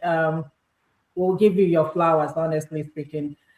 He's the only reason why most of us always watch Arise. And I know a lot of people will agree with me, in as much as sometimes, like you said, he will use the word, I put it to you, as if he's in a court, people criticize him because of his style of journalism, because he didn't go to school for that.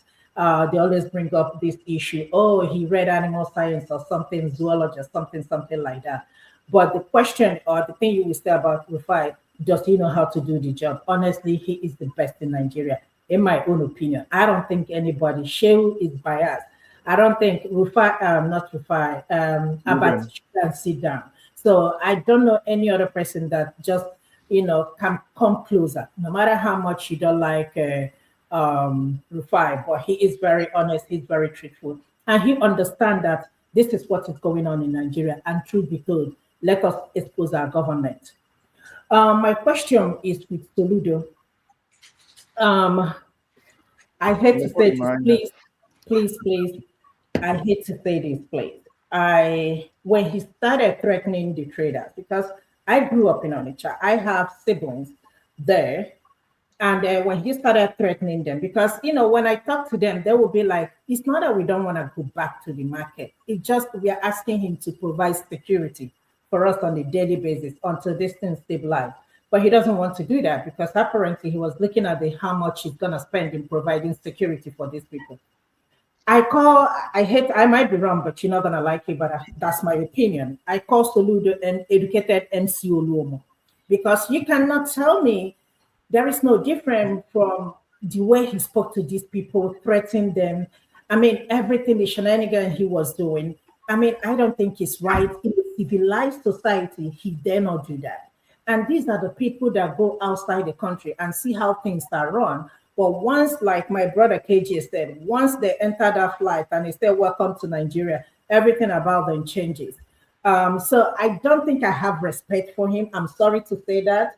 I was in Nigeria in November. I stayed in Nigeria for 1 month. And in this issue that Soludo is doing this, I didn't really see any much he did.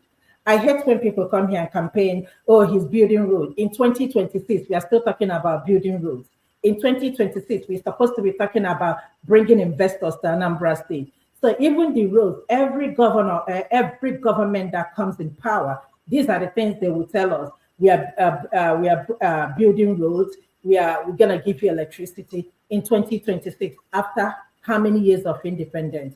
Look at Namibia. Namibia has a female president. Look at other African countries. I mean, they put up the challenges of all the time, every time, something on social media, call Nigerians name, giant of Africa for mouth. You don't even have, you only use a generator, and the noise will be so loud that somebody can't even hear conversation. So my question is this: what do you think that can happen, or what do you think we can do better? Because as I see Nigeria, since I grew up there, I have never benefited anything from the government. I can't tell you one thing the government has ever done for me. This issue of tax is mind-boggling for me. But how can you tax people that you haven't provided anything for? How do you think we're going to go about it?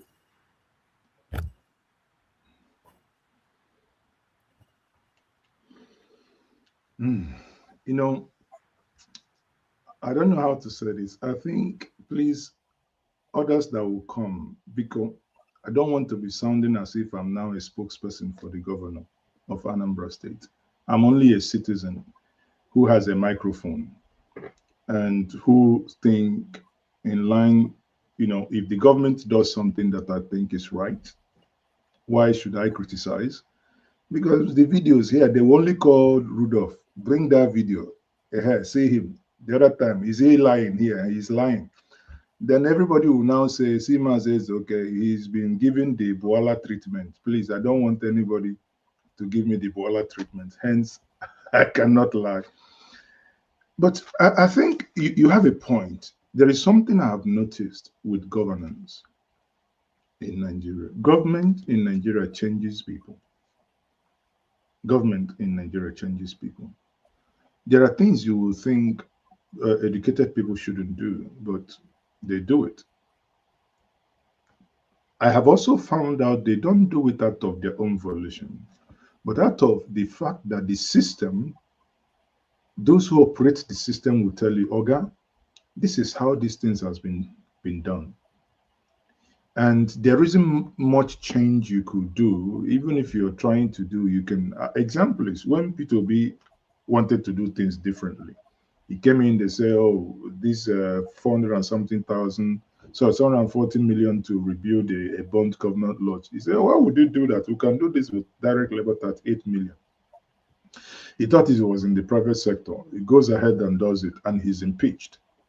But you know that no matter how whatever anybody thinks, that impeachment and actions afterwards, also, he's a human being. He could be affected. He's now playing, safe, playing politics. Because people say, oh, he doesn't go here, he doesn't go here. But now he's everywhere. Because it's those little talks that people give you, even when you think you have different mindset, they somehow affect how you govern. And Soludo is not an exception, right? But one thing we have to say is that what you alluded to is the issue of sit at home. Sadly, I am the wrongest person to ever discuss issue of sit at home, because for the last 4 years, if you Google it with my name, what I call it is the madness called sit at home.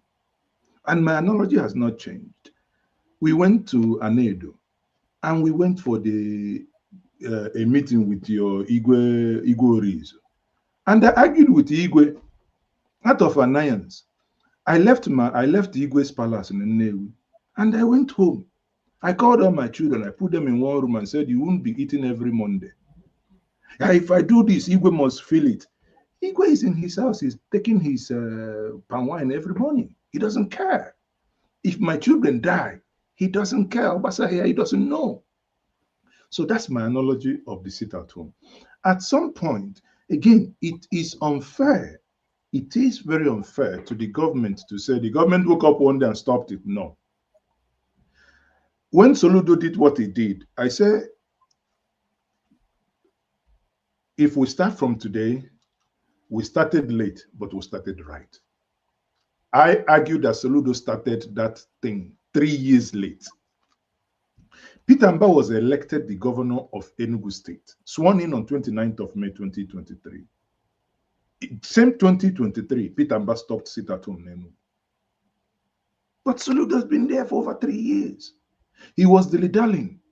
Are you aware, when people say these things are not right. Are you aware? People thought in the north, they give them amnesty. Are you aware that Soludo gave amnesty to those in the bush, those enforcing sit at home? How else would somebody before we how else would somebody do it?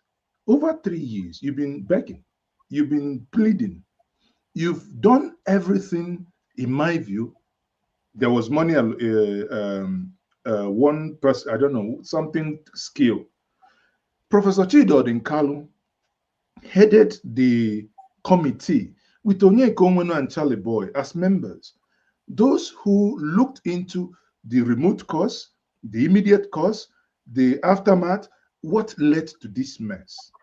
They had a report. And part of that report, Soludo dilly-dallied, was begging. How can we come? Soludo went to America, said, those who are kidnapping people in our state are our people. And people are getting angry. Did he lie? If you are kidnapped, all the kidnapped victims that I have spoken to, Ndi kidnap or have Ndi Igbo, they are Igbo people. December 2024, my maternal cousin, 3 of them were kidnapped on the 29th of December. Who kidnapped them? Igbo people in Ezinifite. 2nd of February, my immediate cousin was kidnapped just driving into the compound. Who kidnapped them? Last, something is building up. We are, criminals hid under, we sit at home, don't come out. Criminals. In my view, these are no longer agitators. They are just criminals. At some point, the government cannot share space with that level of people of underworld. If you keep sharing space with them, it shows the government is weak. At some point, the government must be able to draw a line in the sand and say, this nonsense must stop. So you provide security. Do you know that people in my own family, people will tell it is now used to us now. We use it now as our Saturday. No, you don't. You can't use it as your Saturday because there is business culture. People before now, and do you know the madness calls it out on what it has cost us? Even now that we are stopped, it will take over 5 to 10 years if we ever recover, because people who live outside Nigeria, who live Cameroon, they normally travel on Sundays. They travel Sundays, they come and they sleep over. Monday morning, they start shopping. But now, they either go to River State or they go to Asaba. That is Delta State. Because your own state, that means if they travel the day, because Sunday is already a rest day, they travel that same day anyway. So that means they'll have to go and pay hotel in another place. And that 30,000, 40,000 hotel that individual might pay might be the profit margin in that trip. And he's going to spend it on a hotel. What do? At some point, the state must liberate the people. So in my view, we can criticize Soludo for so many other things, but on this particular one, I do not falter him on that, because he gave them too much leeway, in my view. He gave them more than they deserved. We are now seeing what is happening in the Mother Valley. Next week, I'll be having an interview with the guy called the Jealous Space, right? In my state of the Igbo nation, the videos that I have seen there, you ask yourself, why are we this wicked? How can you kidnap your brother? Bought a car from Lagos, came to the state, you kidnap him, took his car, killed him. I mean, let's not even go there. And all this linked to one thing. Therefore, sorry, I don't know anybody. People can disagree, but on this, I think the state at some point had to do something to stop this mess. Thank you. All right. Thank you so much, Maazi and Ife. Let's go back to James. Maazi, do you want to take multiple questions from different people? We answer them together, or we continue this way? I know that whichever one works for you better, I'm okay with that. Sorry? I said whichever one works for you better, I'm okay with that. I'm saying, do you want to take multiple questions from we can take multiple questions, but I've been rid of some of this money. I'm okay. Yeah, don't worry. Just I've been panicking because James been rigmaroling, firing his on a pair. I think when he will shoot me, whether I will survive it. Okay, James, can you shoot me? Let me know whether I will survive. Because I would be interested in shooting films, not human beings. Actually, I don't look to the company of soldiers, let alone shooting human beings. Thank you very much for coming. Your question, sir. Yeah, I just want to make a comment and ask a question, one sentence question. Yes, please, sir. This issue of Mr. Boala, who disgraced himself, it has led to our chastising Nigerian journalists.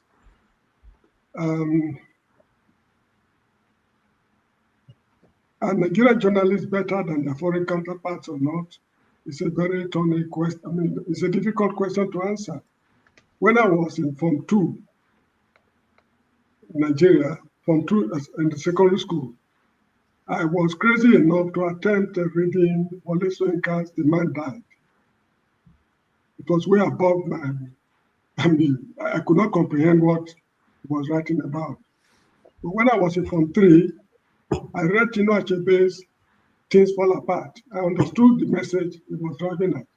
Now, who is the greatest, Achebe or Wole Soyinka? To me, they are both giants, literary giants. Because Achebe is writing for a class of people, while Soyinka is also writing for a different class of people. If the Nobel Committee The Nobel Committee, they are well-read men. Let me put it that way. That's why they awarded Soyinka the prize. But if you take the quality of Achebe's work into consideration, it's equally as good as Wole Soyinka. But because those men who awarded Soyinka the prize did not see things from his perspective, he was not considered. Those who matters to him, like, okay, Things Fall Apart has sold millions of copies all over the world, translated to so many languages, whereas the man died. I doubt if Soyinka sold up to 500,000 copies. So that shows that they are both good in their own ways. So that is how it is. But however, Nigerian journalists, in my opinion, we are not fair enough in assessing them because the entire Nigerian education system has collapsed. It's not only journalism. Look at the military boys we have these days, generals who know nothing about warfare, medical doctors, accountants, actually what are called senior advocates of nuisance, the lawyers. Compare the lawyers we have today to people like Chike Ofodile and Ayo Erikefe, Rotimi Williams and co. I mean, the entire education system has collapsed completely. So it's not the journalists that caused the problem. So this is how I see it. And if we are lucky enough to get a few journalists who are good enough to distinguish themselves, like Hussein Rufai, we need to give a pat on the back. So that is that. My question is just one sentence question related to what I've said. Nigeria is beyond redemption. That is my question. But that's a statement. You said Nigeria is beyond redemption. So what was? I struggle to find it, or did he cut off? Yeah. He wanted to know whether you agree on it. Oh, if Nigeria is beyond redemption. Yeah. Yes. Is that your question? Yes. That's a big one, and that's a tall order. If I agree that Nigeria is beyond redemption, Nigeria is faltering. Nigeria isn't working in so many ways, especially those of us who have tested lives outside Nigeria. However, I do not think that there is just a simple way of just fixing it. You know why I say this? I'll take you this route. I know many people watching now would have people who say, hey, break Nigeria, just break Nigeria. I asked someone, if you break Nigeria, how do you go? Say break Nigeria into two, south and north. That's again too simplistic. Others will say break Nigeria to ethnic nationalities. Again, too simplistic. Because you have over 285 ethnic nationalities. Some say break Nigeria into 6 zones. It will work for the southeast and it will work for the southwest, but it won't work for others. Not until recently, November last year, I held a meeting with the Middle Belt people. We interrogated the propositions by Dr. Akin Fapohunda, who proposed that Nigeria should be broken down into 6 regions. And they look at the document, they say, no, it's not going to work for us. Something struck me. I asked them a question. What is the identity in the Middle Belt? I said, this language, Hausa. He said, no, that shows you're ignorant. That they have their own language. I said, wow.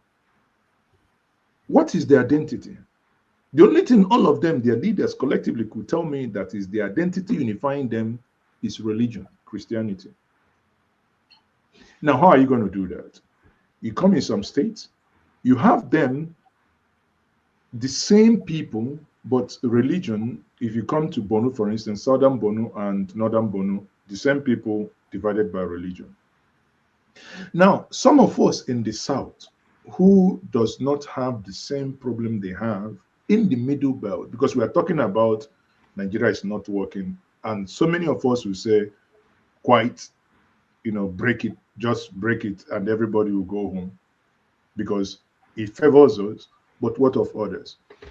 Some will now tell you that the reason why they are not actually supporting some of the things happening is because that if you break the system, that the South act as the balancing port for their survival.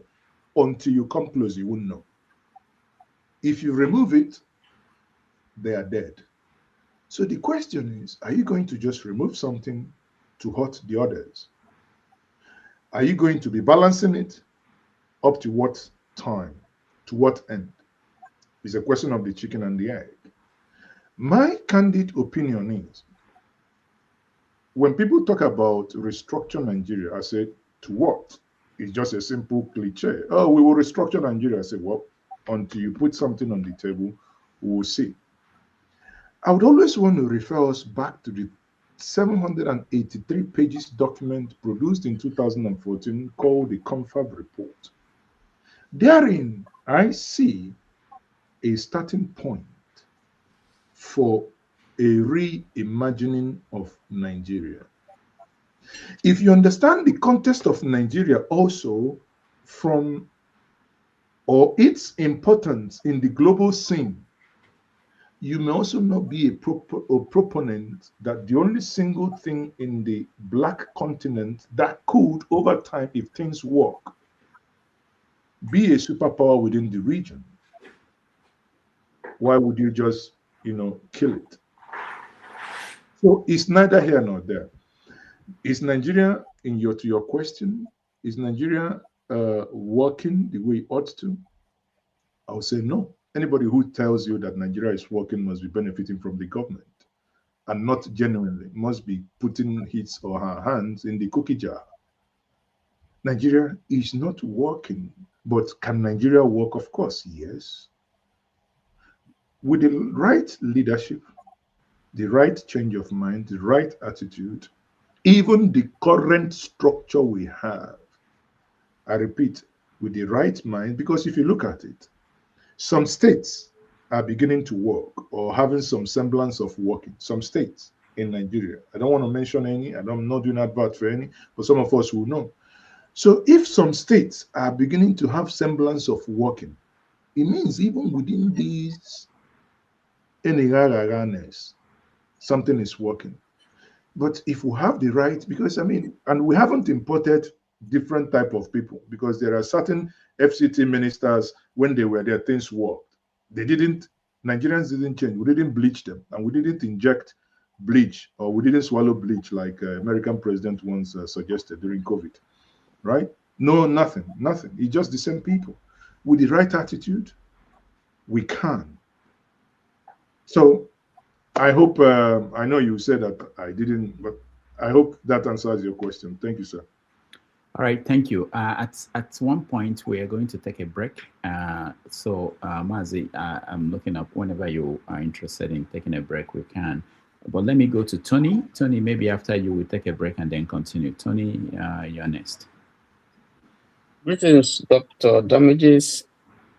Greetings, Maazi Ezeoke. I missed you and the palm wine and pepper soup plus ofensala and popako that Dr. Damages prepared for you last year when you came to New York. I never should have finished. Well, hope to catch you some other time when you come. I'm glad to see you.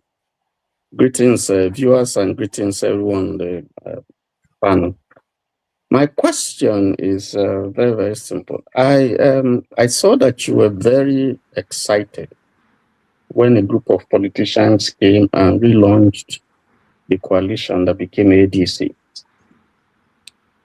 My question is has that excitement evaporated?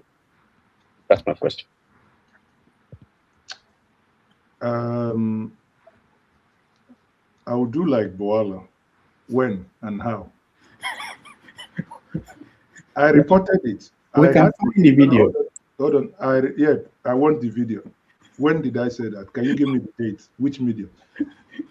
I had my staff members in Enugu the day the event happened. I wasn't in Enugu, so they reported it.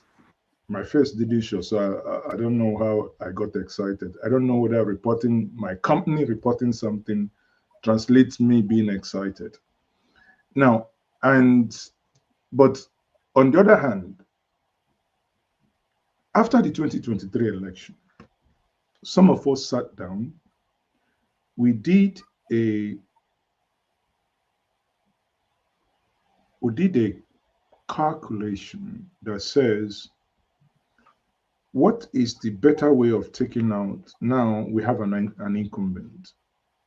It was easier in 2023 in the sense that it could have gone either way.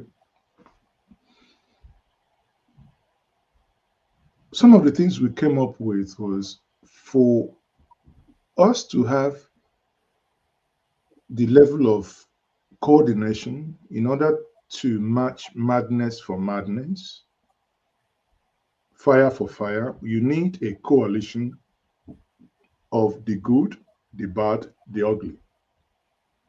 If you only want to have the sense, there is no sense in politics.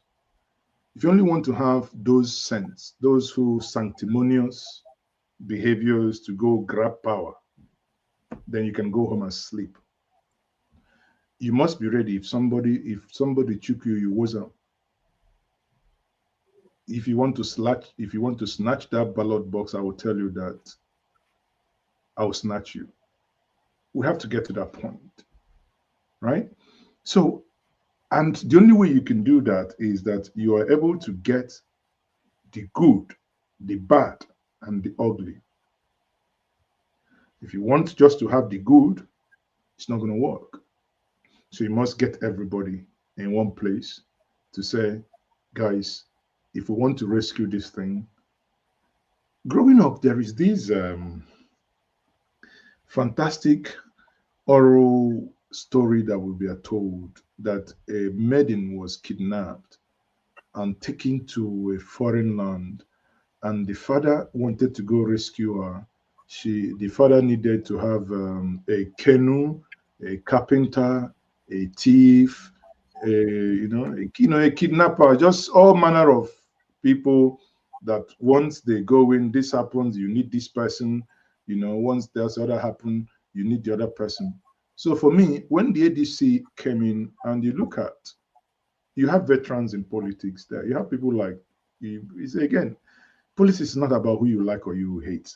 If it's about who you like or you hate, Buhari and Tinubu will never have met. Two opposite, because Buhari was, whenever you mention Tinubu's name, it was like he would just leave the room for you. But at some point, they wanted to take out Jonathan. Everybody needed to lower their ambitions, and they met. If you talk about the coalition, for the coalition to work, of course, you had people who were in the NPDP who has the capacity to neutralize what the weaker camp, their own madness, because they have the ability to have madness. Then we have us who, if we say make we go chapel, go pray, and if they pray now, we go to pray too, because we don't get strength. But you understand my gist. So that's, whatever you call it, excitement was to say that when you look at everybody coming in, because let me tell you, just what is happening to El-Rufai. You can hate El-Rufai, but the guy he's got iron balls. He can say things that many people in that place cannot say. He says it, and maybe some will say, because the one he said now, that's why he's where he is. But he will come out, and he's not going to stop. There are things he can do that many people won't. So you need those individuals, and that is that coalition. It happens everywhere in the world, right? It took someone who many think that he wasn't stable to put America where they are today. But you see, it's a coalition. a coalition of the orange hair people. All right. So that's me answering you that question. Okay. Okay, thanks. Thank you, Tony. We take a break now. When we come back, we go to Femi, Igbo Basics, Okija, and the rest. Again, I appreciate all of you. Thank you so much for hanging with.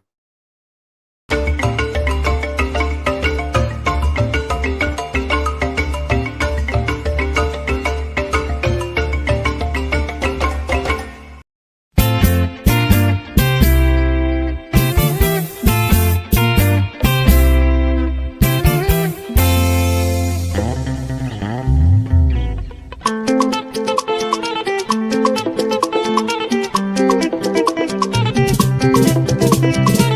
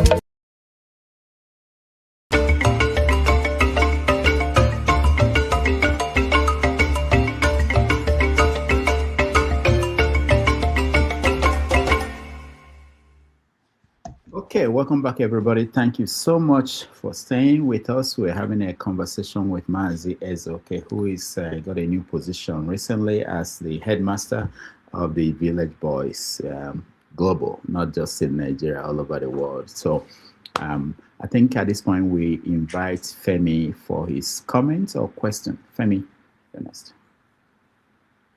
Good morning, good afternoon, Maazi. Good day. Yes, sir. So, in thinking about democracy the way it is, prior to even Western democracy, which Fela thinks it's a case of us being taught nonsense, even African societies and societies around the world always had their own form of inbuilt, inherent democracies. My question is, in the face of the fact that even in the Western world, namely in the likes of democracy and of the USA, where democracy itself, the traditional way, or the way they may have adopted it, seems to be failing. And with the fact that we're such a multicultural, multi-dynamic, multi-ethnic, multi-religious country, and in Africa generally, because it transcends Nigeria, I wonder what your take is in terms of how it can actually be structured to work for a country like Nigeria. It may not necessarily be the Western form of democracy, because in my opinion, I feel that even going through the motion and trying to do 2027 is still going to be the same thing. What have you ever had this thought before? And if you have, what would you suggest if you had the power in terms of trying to, structure things in a way that it would work for our own local environment? Otherwise, what's the point of this democracy anyway? Thank you very much, Femi. As a thinking people, I'll be lying if I say that I haven't, as a student of political science and economics, I'll be lying if I tell you that I haven't considered options. Let's take the Chinese option, for instance, where meritocracy gets you up the ladder. And it has been proven that the Chinese model is apparently shaming the Western democracy, because someone, if you misbehave and you commingle state resources, you know where you're headed to. And if you work so hard and you have a clean record, you are likely to go up the ladder.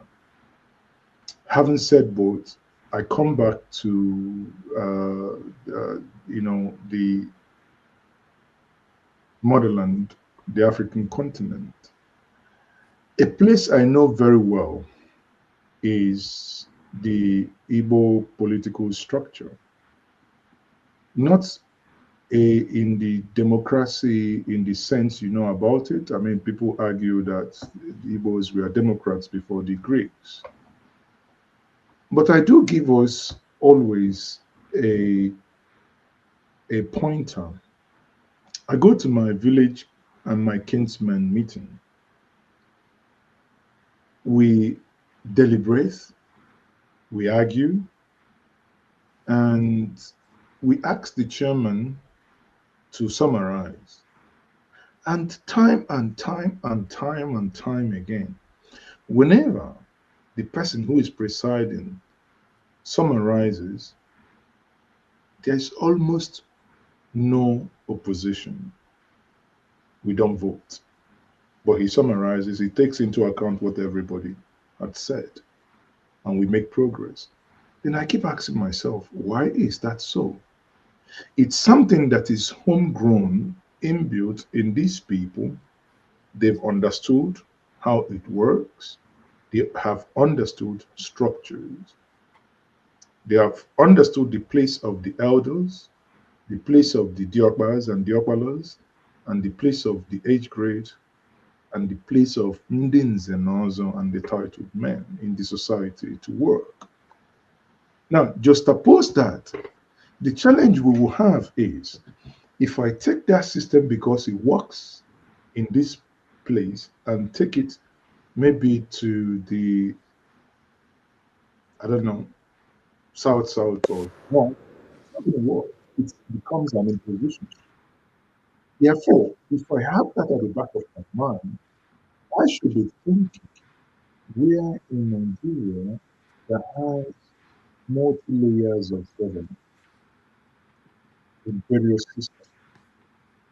In the north, I know when one man speaks, one man is being listened to, and he speaks, everybody listens to it. It works, but it wouldn't work in my place. In other places, it may work, but in other places, it won't.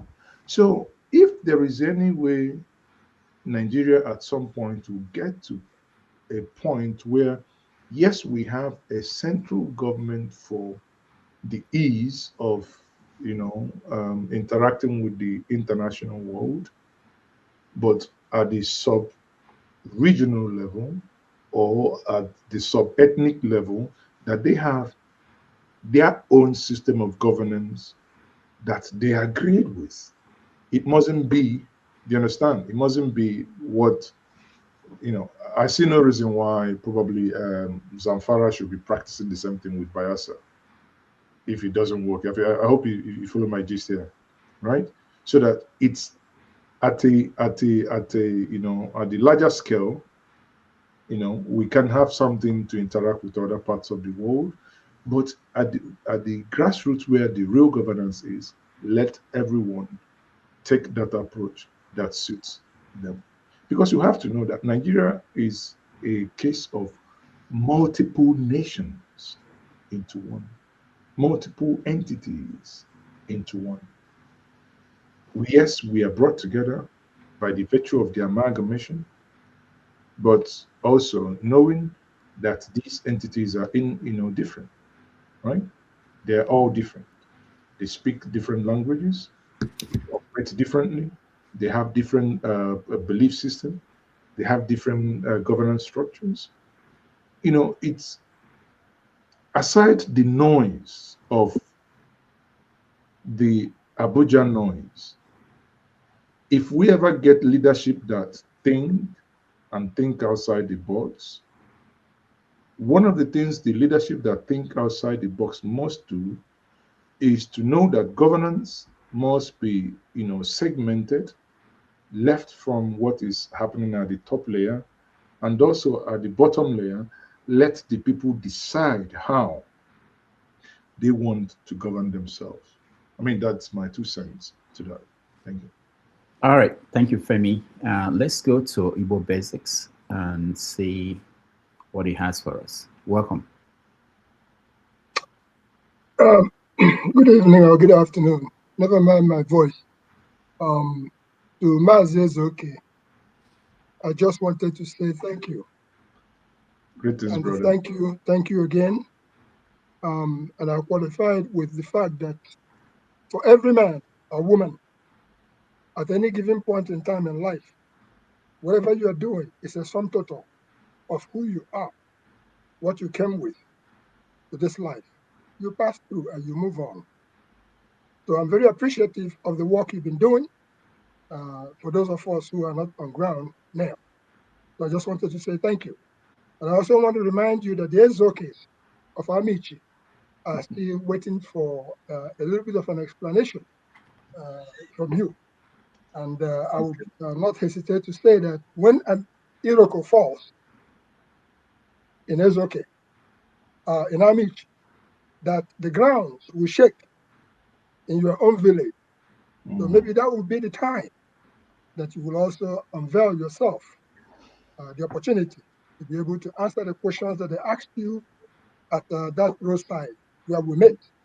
The reason why I wanted to thank Maazi Ezeoke is that for him to have taken a time out to look for me, to come out for me, somewhere in between, in a place where we went to a burial in Anambra State. And that was my only time and the only opportunity to have gone to Amici and in Nobi in Anambra State. So for somebody to have come out for me, I was very, very grateful to that. And then moving on to our purpose of today, I will not hesitate to address directly the use of Nigeria, because I say at this stage in life, what are you going to give to us? What am I implying here is this. The Sacred Heart High School of Aba, they will be holding their annual event somewhere in San Francisco sometime this year. One of them had called on me to explain what happened in 1974. He obliged me, and it all boils back down to what is happening both currently, and it links it to the issue that we were discussing. First, you talked about area market. I'm an Aba boy. I grew up in Aba. You didn't talk about the Koha market. You haven't had the opportunity to go to the Koha.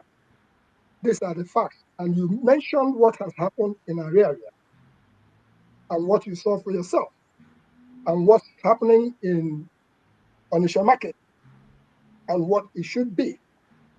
And then you went on to talk about the saga of the Akwakoko, or whatever it is called. I will link that back to what I call this Njenje. There was the year 1996, was 9th of November 1996, that I spoke to him at the Robert Treat Hotel here in Newark, New Jersey. And he linked it up to the Tokoto saga. And I'm talking about what you were describing as to what happened to the Akwakoko or Okite, whatever their name is. I'll bring it back down to addressing the youth of Nigeria and also the adults of Nigeria. Destiny.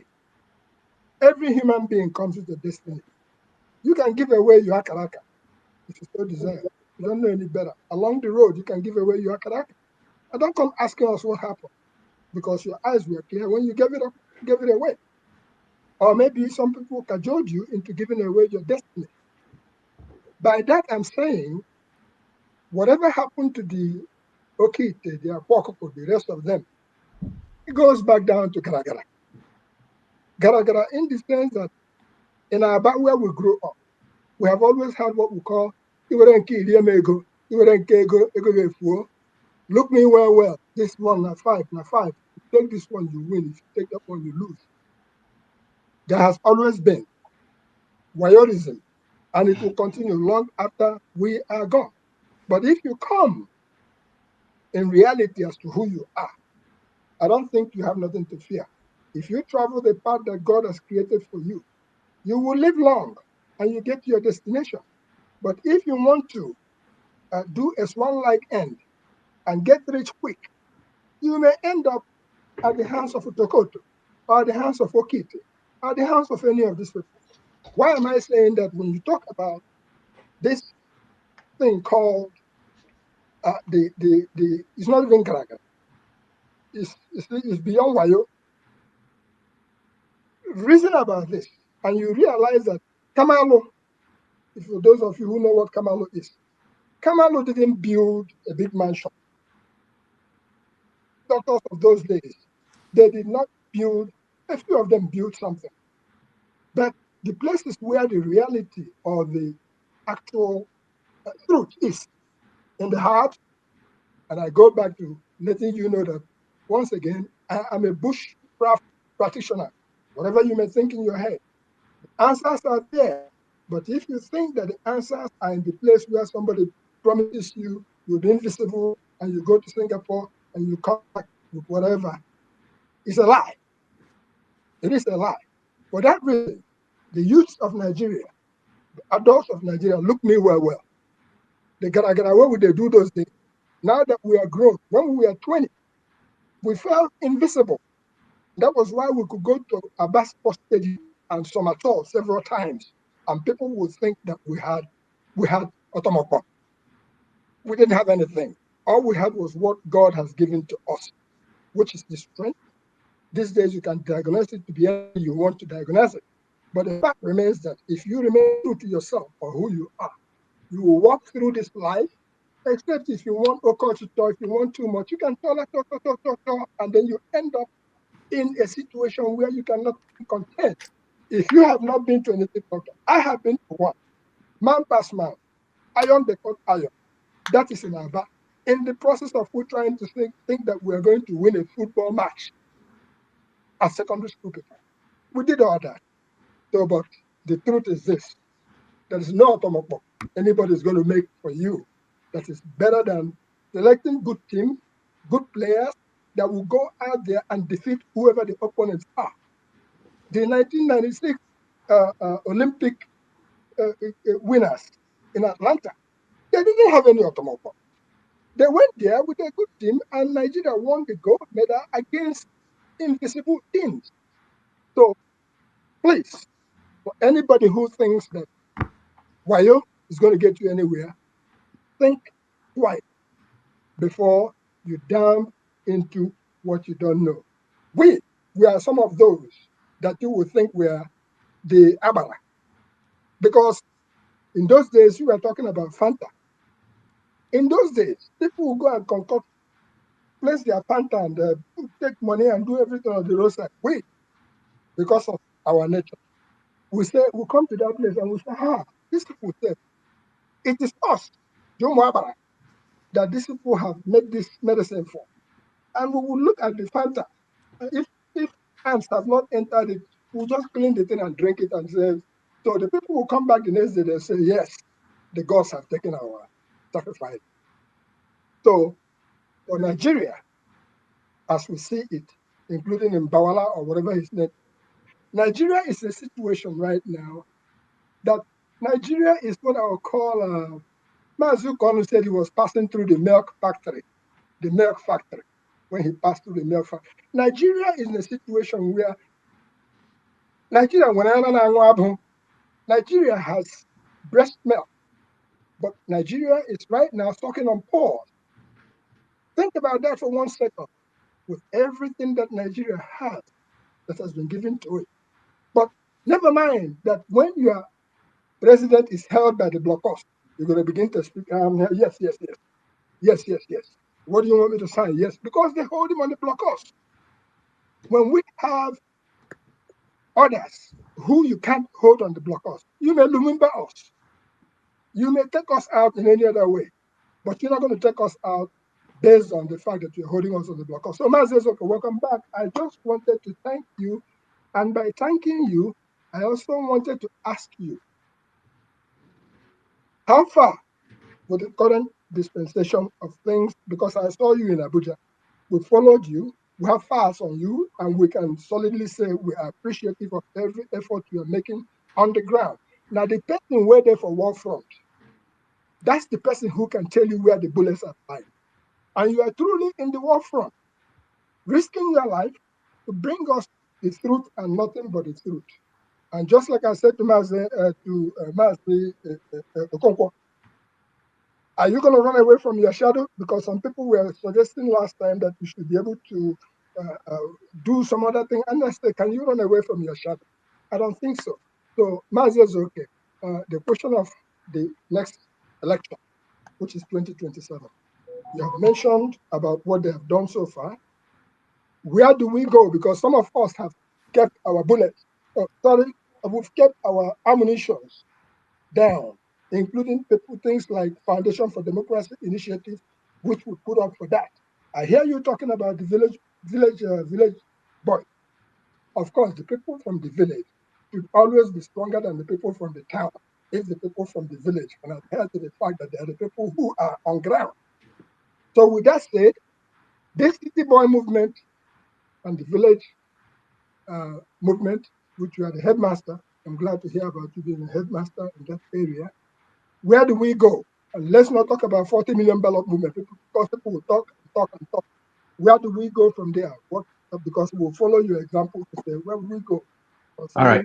2027. Thank you, Igbo Basics. You had about 20 minutes to talk. I thought you and many questions, and now you can see the reason why I talk that way. I thought you would promote Zebediah's book, but you didn't. But that's okay. No, not this. You are looking for trouble, because when you're asking for that, here is Zebediah's book you're asking for.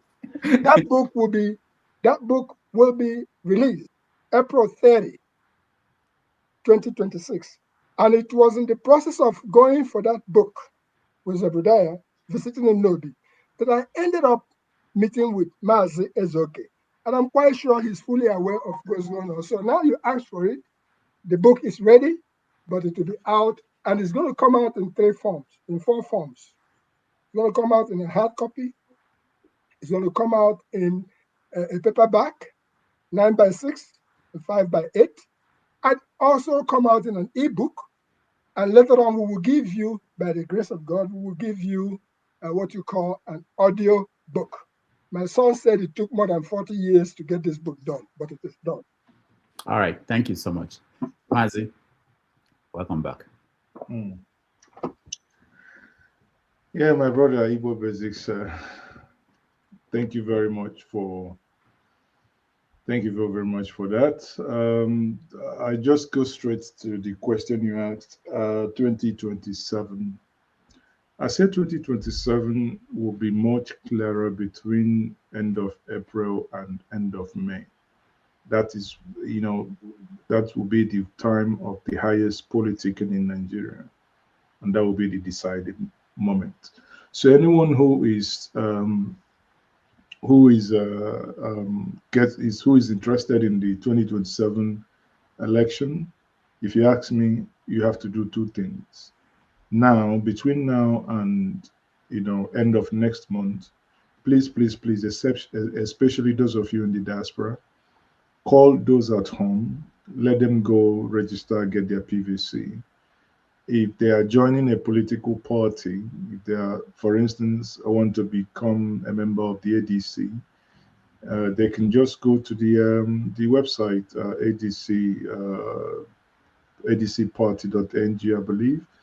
And the first page you will see is where it says, put in your NI. If you put in your NI, it will pull up your details. You confirm and just select where you are likely to, where you will be voting from. That is your polling unit and your ward and local government. It doesn't take 2 minutes to do, and you get your membership card ahead of that. The second thing is for those who do not have their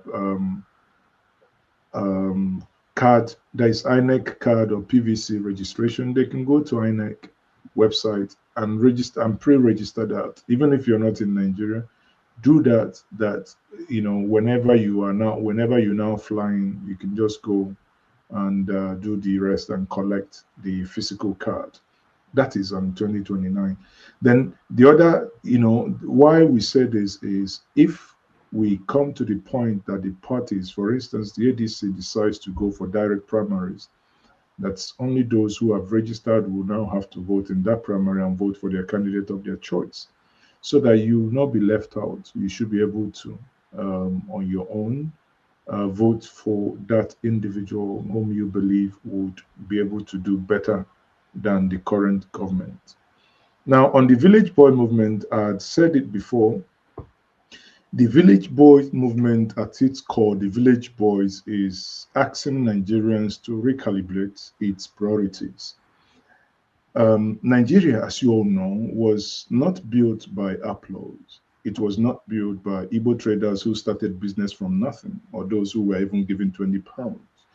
It was not built by Yoruba entrepreneurs who built industries from grit. No, the Hausa Fulani traders who sustained historic trade routes, Middle Belt farmers who fed the nation, the Niger Delta communities who carried the weight of our natural resources. The real strength of Nigeria has always been the decentralized initiative, not the centralized patronage that we have. So here we are saying that we are asking a very simple question.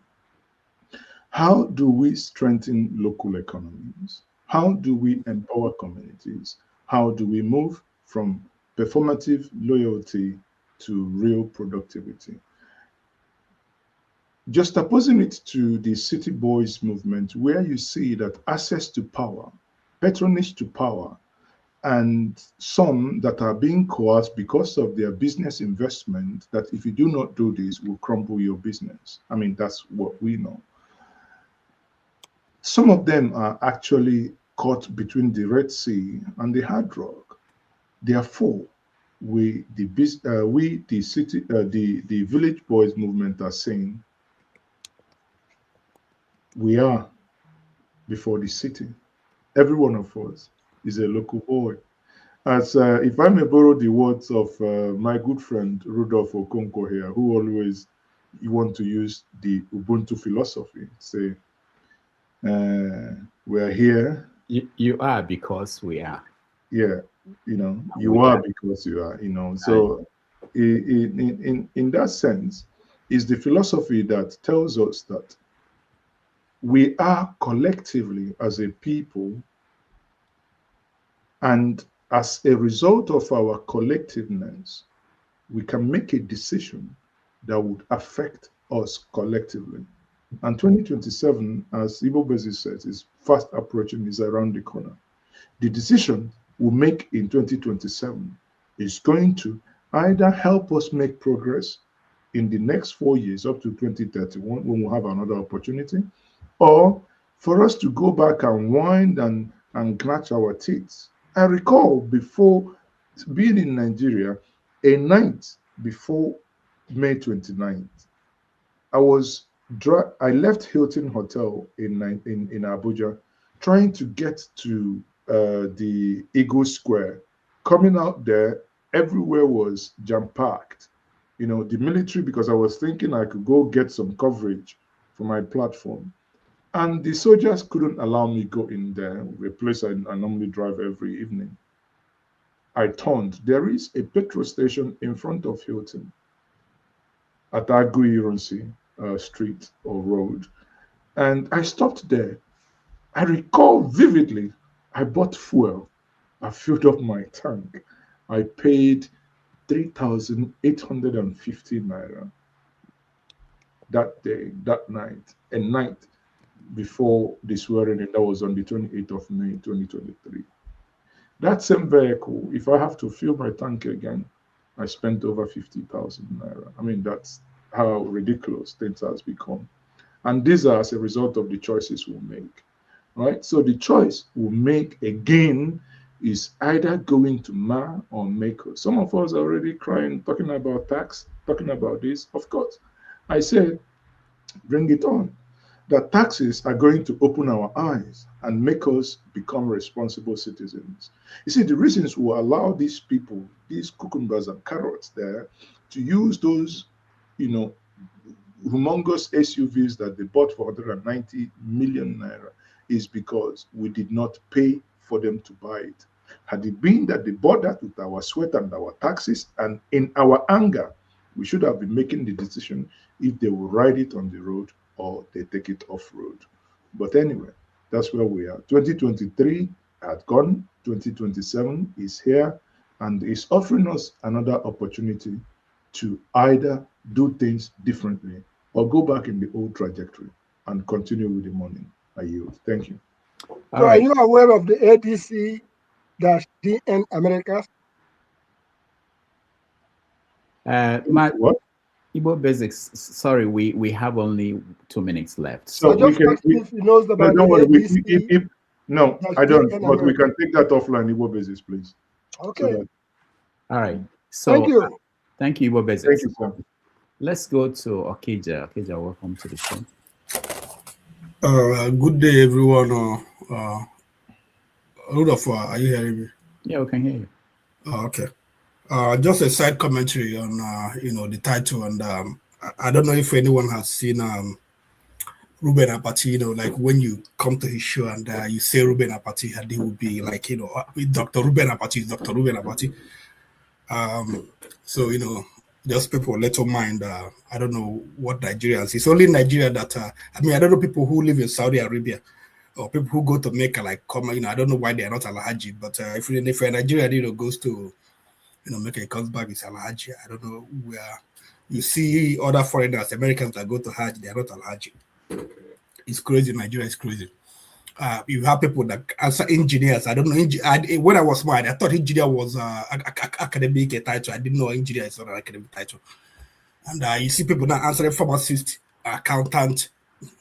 I don't. It's It's crazy. Anyway. Okija, is it because you don't have any that you can attach to your name? I'm an engineer.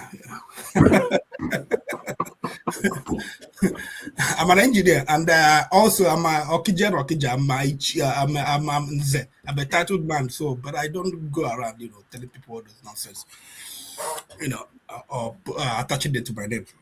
But I understand Maazi, and we remember Maazi born in GK, and anyway. Talks. I don't know, village headmaster. I want to like it because I think, I'm gonna just make commentary and then you can answer if you have questions them.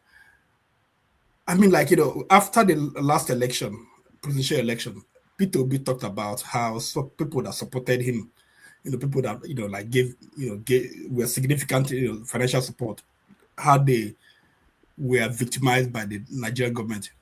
Mm-hmm. And when he talked about it, I knew it was talking about people like Obi Kupana, and his other people attached to him. I don't you guys think that the way you guys went after Obi Kupana, when they call city boy, that it was like too much, because these guys, I don't think they were, or they are in their right mind, convincingly, advocating for this government. I believe, somehow they're trying to protect their businesses, because we've heard the other one, the chief priest, talked about, he had to go to EFCC or something like that. Obi Kubana, has said, things that, he had to go through. So I don't think that, anyone in his right mind will be supporting this administration. Some other thing I want to say is this, on March 24th, I think, 2 weeks from now, so the Federal High Court will decide the fate of ADC, if ADC will be a party, or if so I don't know how Peter B kept, last week, was it last week he went to Agoro and got his card, whatever. So, because I mean, why you guys are playing your own game, I know Nigerian government, they are playing their own game, because you saw what happened in Abuja during the election. The trick they came up with, because I know these guys, they have a lot of tricks. They just introduce them one by one. Abuja election, shut down. You guys couldn't go out, and there is also voter buy-in. So, I mean, all back at Namageju here. With all this, this coming election, we know APC, they have the money, they can buy votes. And the funny thing is that Nigerians right now, they are accepting the money and they are willingly accepting the money. So many people are accepting the money without, asking questions. ADC, they have issue with, party, voter, party registration, members registration, people register to be members of the party. And they also have this low turnout in voter registration in Southeast, especially Southeast. People are not registering to vote. I think I saw statistics. It was like about it was less than 5% or something like that. I'm not sure. I can't remember now. 1 point something. I was this thing before the news. Like why people are suffering. People they are in extreme poverty in Nigeria. And they're talking about voter registration. People are not going out to let me register. So I'm just thinking, is it how do this election, is it gonna be possible? I mean, opposition, are they going to make any dent when this election comes? And what else was I gonna ask you? Yeah, so so that's it, that's all about it. If I have some other things I ask, but I want to talk here about it. So were these comments or were they questions?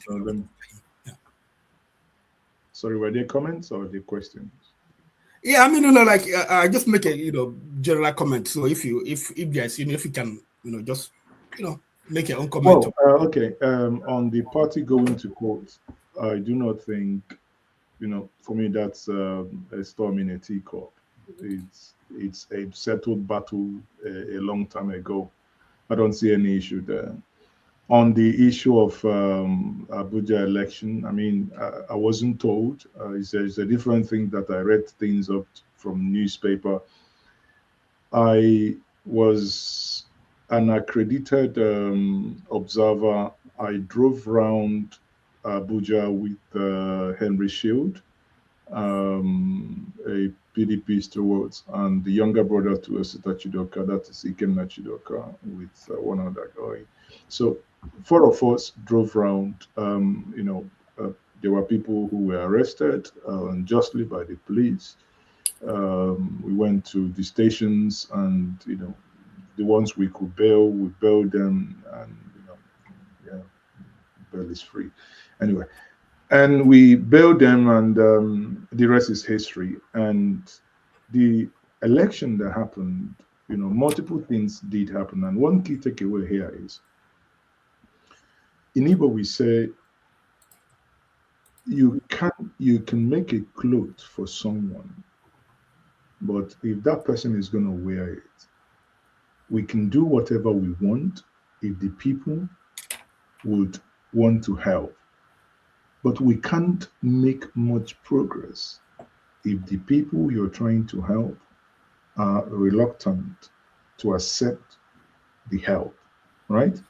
So, in the real sense, the party in power does not have the money to pay every single voter. If the people come out to say we are going to vote and we're not going to take money, there is absolutely nothing the government in power can do.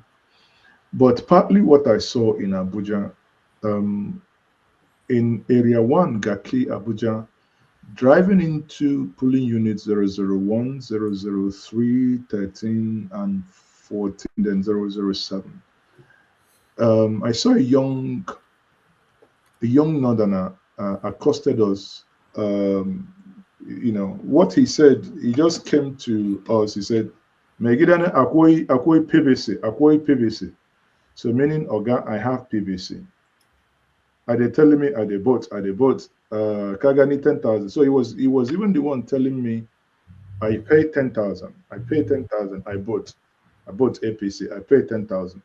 So he was willing, just saying, if you give me 10,000, I'll vote APC. Now, for him, it's not about voting, it's about survival. And because government has also weaponized poverty, and there is also this video by, I'm talking about the one that I know, the one that happened to me. I'm not talking about others.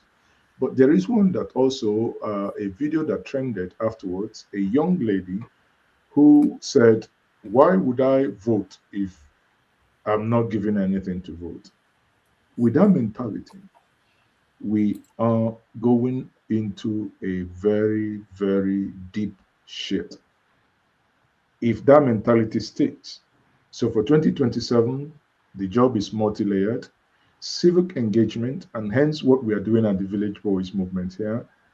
Try to educate the people on the reason why this paper here, your PVC, why it matters, and the decision you can make with it. This decides if you're going to live or die, because this will decide if you're going to get the right person to make decision that you have a doctor in case if you have an accident or have a snake bite, if you're going to have the medicine or the medication to cure you. This decides if your aged parents in the village, the amenities they get, or it's someone somewhere going to use that money just to buy SUVs and drive and run your grandmom who is coming out of the farm in the village up the street. So the decision is ours. We are doing our best with our own resources in all the all the negativity, all the threats, the much we can to sensitize the people, believing that Nigerians would see reasons with us why things has to go a different direction, right? So in doing that, no one knows. We believe that we will succeed in 2027, but no one could tell you we don't even know what's going to happen if we're going to get to 2027. We don't know. Anybody who tells you that we'll get there or what will happen is, telling a fluke. So if we get there, this is the intention, what we intend doing. If we don't get there, I do not know what happens next. Thank you. All right, thank you, Maazi. Ezeoke. Let's welcome Pansat to the show. Pansat says that he doesn't get respect. He's older than Igbo Basics. We don't respect him on this platform. Pansat, welcome to the show. Do you have Maazi to your name, or do we add something? Do you have a PhD? Or? No, I don't. I'm a simple man. Let me say that I'm happy that you brought Maazi Ezeoke to the show. The last time I saw him, I was at his show, and he made me a moderator, and we did a good job. Let me say to you, though, Maazi, that a lot of things you've done, I like. I share a lot of your philosophy and patriotism for our country. But there are some differences, and that's why I'm here. I was here earlier, and I wasn't recognized. Let me say that, let me just go straight to the point. I see your work. You do a lot of good work, especially in the last election. You were there in the trenches and you fought very hard. But I want to make it very clear that you do not speak for all Igbos. You have your own opinion. When you berate all right. I don't know where Pansat joined No, us. I think he may come back. My brother, on no platform have I. Am I there? We can't see you. We can't see you, and there is noise from your end. NEPA has taken his life.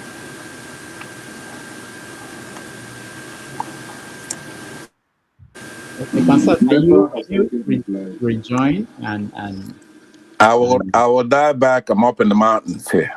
Okay. Okay. While Pansat is coming back, please remove him so that he can come back.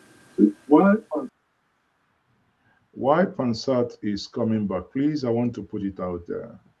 I have never, now this is not Daniel Boala's denial. If you have it on record, please play for me. I have never said, and this is the water is half full, please. So I have never, and I will not. I speak for myself, Maazi Ezeoke. I don't even speak entirely. I speak for the shows I have on Njenje. I don't even speak entirely for Njenje, talk less of the whole of Igbo. The great Igbo nation, I can't speak for. A people that have the mind of their own. But also, I am a man who has his own mind, and I'm not afraid to say what I think. And if I say what I think, if you disagree with me, say it out. We can argue. I marshal out my own point respectfully, and it's believing that you do so yours. If you have superior argument than mine, who am I? I wasn't born to have the last say. So you put up your argument. If you have a superior argument than myself, of course, I yield. But, no one should accuse me ever. And I cannot, and I am not speaking for the Igbo. Yes, I'm a proud Igbo son, but I can't speak for the Igbo. But I can speak for myself proudly. So, thank you. All right. While we wait for Pansat to come back, let's go to Ernest Eze. Welcome to the show. Hello, Dr. Rudolph. Is it Njenje or JJ? Njenje. Okay. So I have some questions for you. One. Make you one. We're out of time. Make you find the best one. Okay. Do you believe now that there is a Christian genocide in Nigeria? Last time, I think you say it's a lie, that there was no Christian genocide. And secondly, there's a new law. I think they say the electoral law that if you have to register electronically to be a member of a political party and submit it to INEC 21 days before primary, And if you lose the primary, you won't be able to defect to get contest in another. So you have to remain in the political party. So if P2B loses in ADC, and P2B will say that he will contest 2027. If he loses in ADC primary, is he going to contest? Then last one about I suppose sit at home as a person. I suppose IPOB sit at home, but I want it to be voluntary. So any governor who is against it at home, I don't like it. I heard you saying that Nigerian Army, you saw a video in is it Mother Valley in Anambra State, they dislodged IPOB member. But Nigerian Army every year they have been dislodging IPOB members in Mother Valley. If you're a journalist, that thing is a fake news, so you have to verify it. I'm saying it because in my hometown, there's a Punch newspaper yesterday or day before yesterday that they arrested 2 people who are IPOB members who have been burning police station. Those 2 guys, they were not even IPOB member. The local government chairman was pulling down people's shop. He wanted to build a shopping mall. They were against it. He arranged with DSA, arrested them. I said they're IPOB members. So 99% of news in Southeast about arresting IPOB are fake. So you have to verify those Mother Valley because every year, Nigerian Army used to fight with IPOB member in Mother Valley. They will still do it next year. So those 3 if you can just... Can I ask you, before I answer your question, can I ask you, where do you reside? I reside in the US, but I have all the news coming out from now. It's a simple question. Where you reside in US? Texas. Do you go to work every Monday? Any day I'm sick, I don't want to go, I'll call in. Okay, any day you are sick, but do you... Because I'm working for people. But if I have a shop on my own, I decide when to open my shop, when not to open it. It's my right. So it's not government shop. If a Fulani herdsman say, I don't want to rear my cow today, is Nigerian government going to force them to rear their cow? Okay. So you've established one thing. You live in the comfort of your home in the United States of Forget about comfort. Nobody, wherever you live, and you see that your people are being persecuted, they kill them, they do this. You not be happy. Forget about where you live. I'm telling you, is everybody's right whether to open his or her shop. Can I ask you this one more last question? Yes. When was the last time you visited your village and stayed about 6 weeks? Okay, thank you. You asked that question. In 2022 December, I was in my village. I went to my village once. So when I went, the Fulani herdsmen came. They killed many people. They displaced people. People went to IDP camps. They brought Nigerian Army. They are the people that caused it. When they brought Nigerian Army, they told people to stay indoors. People stay indoors. Fulani herdsmen came and massacred people. There was no Nigerian Army. When those people left, Nigerian Army, they came and started arresting people. Okay, so it's ESN people that went to the bush to pursue those people. People don't even know what is happening to you. You think that all these news are fake news. Okay. I leave it at that because the moment you start speaking with finality, it means there are certain... It's not finality. I said you should verify those videos in Mother Valley. That's what I said. Okay. The videos in the Mother Valley, you see, when I speak with some level of authority and certainty to explain certain things. And let me explain to you, listen very clear. When I made reference to Mother Valley, I said those in the Mother Valley committing atrocities. I didn't mention anyone. You are the one filling in the gap from your mouth. Okay. Okay. You said about, sorry, let me chip in one more thing. You talked about Rudolph, I have 2 minutes. Study by Odinkalu and this guy. So they said their study, the insecurity South is not please. Okay. It's not by IPOB. That is caused by political talks and cultism. Nigerian government saying it's IPOB. So the outcome of the investigation, they say it's not IPOB, it's not ESN. Okay, Ernest, hold on. Okay, Maazi has to go. Is that what I understand? Yes, I have a meeting by 10 o'clock Nigerian time, and I'm moderating it, so it's in 3 minutes. Yeah. All right. Okay. So quickly, let me go ahead. Let me just You want to hold that answer you want to give him. Let me give Pansat a chance. Pansat, just 1 minute because he has to go. Thank you very much. And Maazi, thank you for coming and staying. And we'll let you go in a minute. But that gentleman, Anastasia, has just eviscerated everything you believe. Because I have to tell you, you're a guy that we're very proud of. I want you to keep doing the right work. But you really have to listen, okay? On this IPOB, for example, you are aware that Nigerian government have many ways of killing different tribes. So the Igbo ones are being caused by our own people. And your support for Soludo is shameful because it goes contrary to everything else. You know, let me tell you, people, do you support Ojukwu? Did you like Ojukwu's activity? Your Ojukwu came from your place, got into a war. We all chipped in and fought that war, right? Battalions from Abada went and conquered everybody in the River State all the way to Benin on August 9th, 1969. Our people took over those states and made them a republic. And that's a war that's caused by somebody from your clan. So being clannish, which is what I suspect you're doing, within Nnamdi Kanu, because he's not from Enugu and you keep insulting. Pansat, because he has to go, let him respond to you. I know. Then you can join us. You can join us. He's spoken enough. Let me just talk. Will you let me talk for a minute? But he has to go. He has to respond to you. He's gonna go. I'm gonna conclude in a minute. What I'm saying is that clannishness is a disease in Nigeria as much as tribalism, right? So insulting Nnamdi Kanu is not gonna get us anywhere. He has to respect Nnamdi Kanu and the sacrifices he's making. You want to speak with Nigerian. You see, the problem some of you have is I'm not done. No, sorry, sir. With all due respect, you see, the problem some of you have is, you keep saying you are an elder. I speak with level of measure that no name has been mentioned here. You keep infusing this. I here did not mention IPOB. I here did not mention Nnamdi Kanu.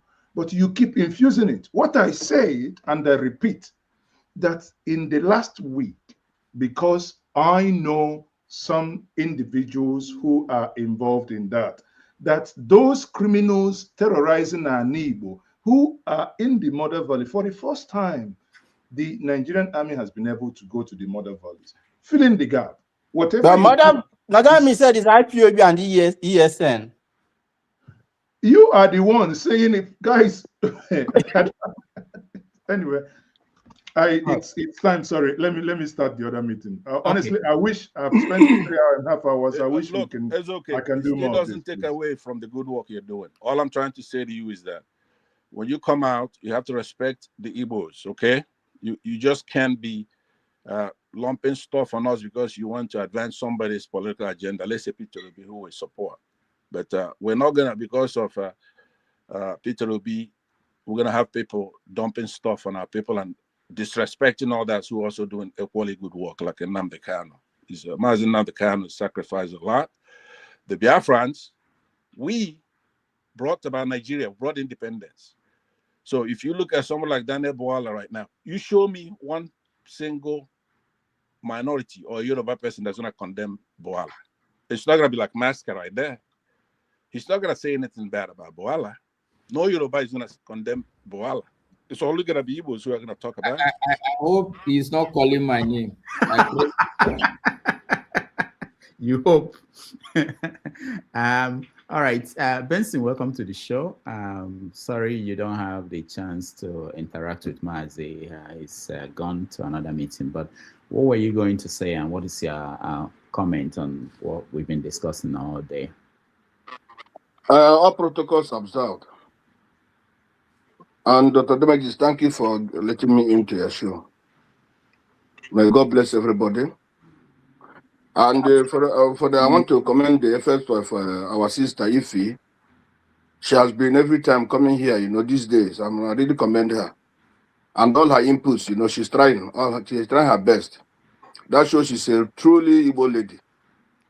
All the ladies that used to come here, if not her and the other one, the one from Delta or Benin, what's the name again? The tall one, what's the name? She don't come in, I don't know. I forget her name. They're the best, And yesterday night, you know, I was laughing at her. She was fighting this propaganda. This propaganda is when those ones are talking, those ones say they are face off two. That's what's that guy? He didn't allow people to talk in the night. He was shouting at downtown everybody. And I think if he doesn't know him very well, you see. So I was laughing because that one he took Musaria in his head, you know. The other day, the same thing happened with me and them. This guy, because of him, this guy going to shut me down. And that is that time. Whenever that two Nigerians is doing those kind of nonsense, don't come again. That is program, don't come. So, but not the same, Mr. Ezeoke, I wanted to, you know, tell because for this issue of dissolving Nigeria or having Biafra, so on and so forth, it can't because of the Benue people or the middle belt. If they're not ready, or if it is going to be against them, or if they're going to suffer, then we have to continue to suffer with them if they're not ready to have their own independence. That's nonsense. You see, all these people make their own views and talk these things, you know. The middle belt, if the Nigeria are disintegrated today, the middle belt are going to suffer. So that means we have to continue to be with them or to continue to be with the same place and we continue to die. Where is the country heading to? Yesterday, day before yesterday, more than 40 soldiers were killed. Before Nigeria can be good, unless Nigeria is Islamized, that's only these people can lay down their arms. If not, these people that have started, they can't. So anybody who just continue talking about Nigeria, somebody asking, do you think is it that Nigeria cannot be redeemed again? Instead of him saying yes, or telling me that if we disintegrate the country, the Benue people will suffer, or that regions will suffer. Are we twins? Even if we are twins sometimes go apart. So if the other twin is suffering, then it affects me. You see, it's not going to be easy for anybody. Even the Igbos, it's not going to be easy for them. It's not going to be easy for the Southwest. But the problem is that the more we go our separate ways, the more every region can be able to come up together and know what to do to help their people. But like this, we are together. Nigeria is a criminal country where almost everybody is a criminal. Almost 95% of the country is criminals. So you can't tell me that country can work in life. It's difficult. If you mentioned Namibia before, if you go to Namibia, you're not even like to come to Nigeria again. If you go to Namibia, Namibia have one of the best roads in Africa. The education is standard. They have everything you can think of. They are not too rich, but everything there. Nigerians that went there don't want to come back anymore. Nigerians went there, they are begging for them to give the citizenship.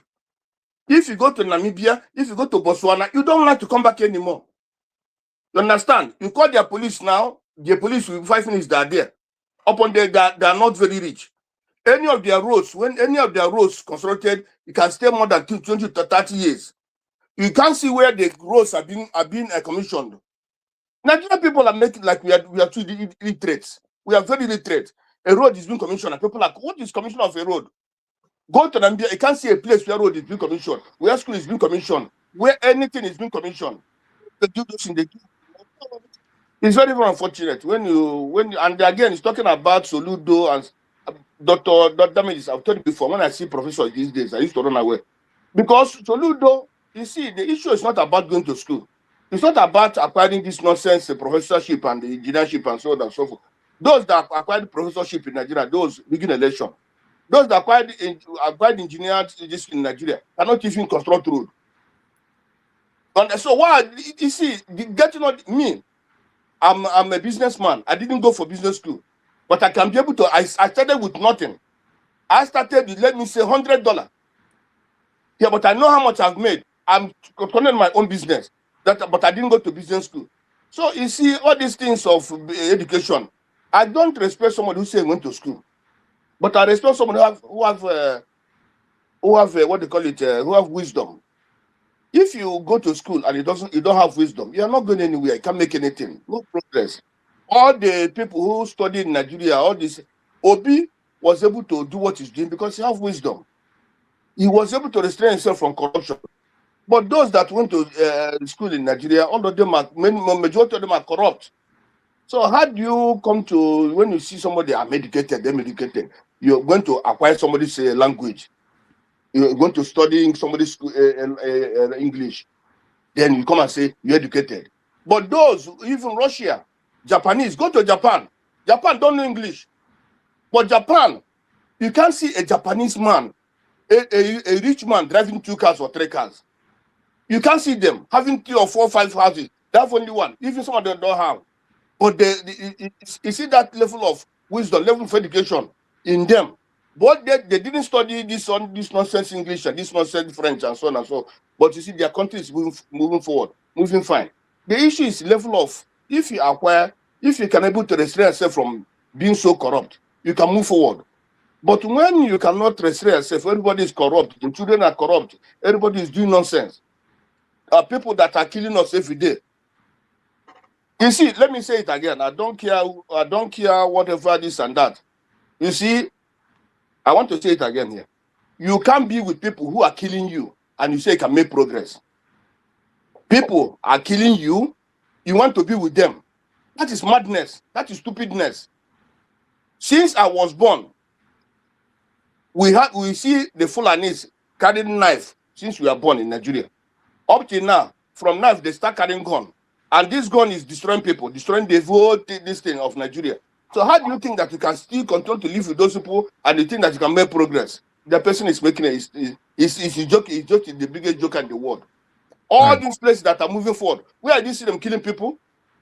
Is it not even a joke? It's like those supporting APC or those supporting Tinubu.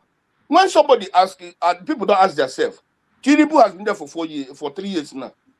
He didn't even achieve anything. What is Tinubu coming there to do again in Nigeria? What is he coming there to do again in Nigeria? What? Okay. It's not level of illiteracy and nonsense. People are doing ethnicity and tribalism and so on and so forth. Even those that are making that tribalism, they're also suffering more than those that are not even that. Those that are supporting this nonsense, collecting 1,000, collecting 2,000, supporting nonsense, they even suffer more than others. So I don't not to waste your time on the damages. Thank you. God bless you for giving the opportunity. Yeah. Finally, we're going to let AY speak. After that, we will end the show. There is a show coming up next, which is the after show. KJ will be your host. You have an opportunity to analyze this, what happened today in details. Dr. Damages, please, before you get there, I want to put it on record that Maazi Ezeoke came here and spoke emphatically.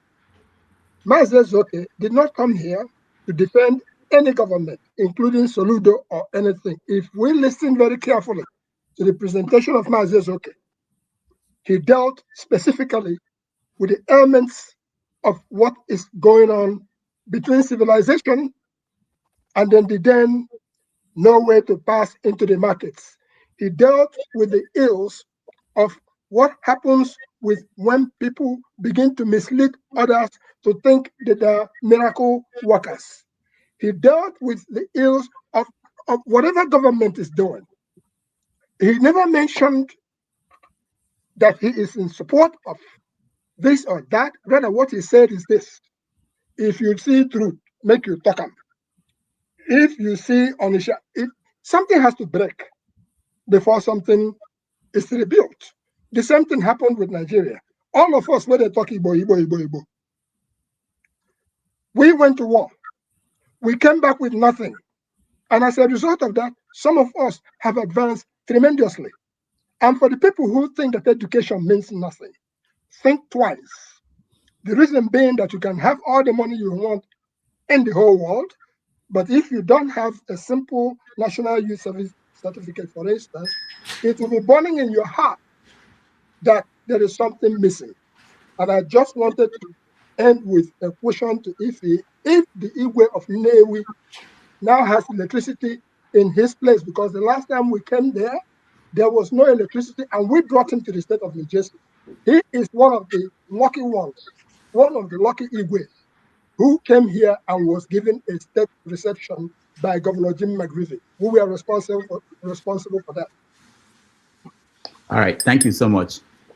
If he did not hear you, well, let me go to if the Igwe of your hometown. Anyway, let's leave that. Let me go to AY. If you can end the show. What did Igwe Kenneth Doris do? What did he do? If you hold on, let's Kenneth Doris. after AY, then you and Igbo Basics. You can. Good afternoon, Rudolph. Good afternoon, everyone from here. I've been listening to Maazi Ezeoke. You see, I was just appreciating him. There was no need to come and ask him any question. We as people, Nigeria, black people, one thing that will help us is to stick to fact and try to learn from our elders also. Igbo Basic has been speaking a lot today. We can pick something from them. The idea where we'll have intelligent people on ground in Nigeria telling us what is going on, people that are aware. It seems even a lot of us, even those that come here to speak propaganda, they appreciate it. People identify what is correct. It's not that they don't know. Couple of weeks ago, Dr. Franklin was here. Everybody was praising him. Franklin. You see, when people like Franklin are here, I don't come on this. I don't come up here. I just watch. I make sure I don't miss 1 second. Because these are people that speak to facts. They don't come here and just be talking things that are not existing. You can't blame everybody for your problem. We need to actually recognize that, okay, we have these issues. How do we deal with them? Don't come here and be. I know Dr. Damage have allowed everybody to have your say, but please, let's try to stick to fact so that we educate ourselves, so people at least will believe you. Yeah, people can make mistakes, but what Maazi has done today is telling us, okay, he's aware, he knows what is going on in the country, he knows what is going on in your state, he knows what is going on. There are people that have information. Dr. Odi Kalu, same thing. He will come here and speak to fact. People will come. Please, let's stop. Let's try to listen to voice of reasoning. We have problem. The problem Nigeria are facing is the same all over. I can tell you this for free. All over the country. The problem of hunger, the problem of insecurity, these are issues the common people face. You know, where you are talking of the bourgeoisie, the rich everywhere, from the north, from the south, from the east, from the west, wherever, they behave the same way. KJ said something today that is very important, that when these people get to the airport, they go into the inner room, change to Agbada, and they change their status immediately. So just look at the mentality of these people. But when you go to foreign country, you behave yourself, you obey the law, you follow the rules. You go back to your country, you are above the law. Policeman question you, do you know who I am? Nobody can question you. So we should not be allowing these people to hitting us, hitting our heads together. Oh, because I'm this person, they are discriminating against me, because they don't care about the poor people. They don't care about the suffering of Nigerians. This is the way we need to think, so that one day we will have solution to this country. Thank you, Dr. Damage. All right, thank you so much. Is there if you wanted to say something, or we should just round up? I don't think. Okay. All right. Let me just say that. Can I just say something, Rudolph, for a round up, please? Okay. I think Mr. Ezeoke, he misunderstood what I was talking about. Basically, what I'm trying to say is this: there is more situation that warrants immediate action by the governor of Anambra State, because in the first place, he has not been able to arrest those people who mistakenly post 100 million naira of Anambra money to IG's son's account. Has he dealt with that? He has not dealt with that. Now, secondly, The reason why these young people in your states are looking for how to make money to survive because you have not provided them with job. And I'm not saying that people should crime is going to go away once that job, but then people have an option. They are running away from your state because there is no job. Now you have farmlands that are very rich farmland in Anambra State. Have you tried to engage these people, these youth? Okay, everything is not fire brigade.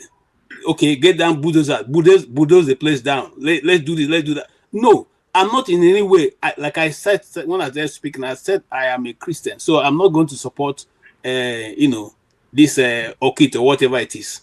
However, a society is not only made of Christians. A society is not only made of good people. It's made of all mixtures of people. That's why there's law. So if you think that there is something that these people are doing that is contrary, they're not. Listen, again, I want to be very clear on this.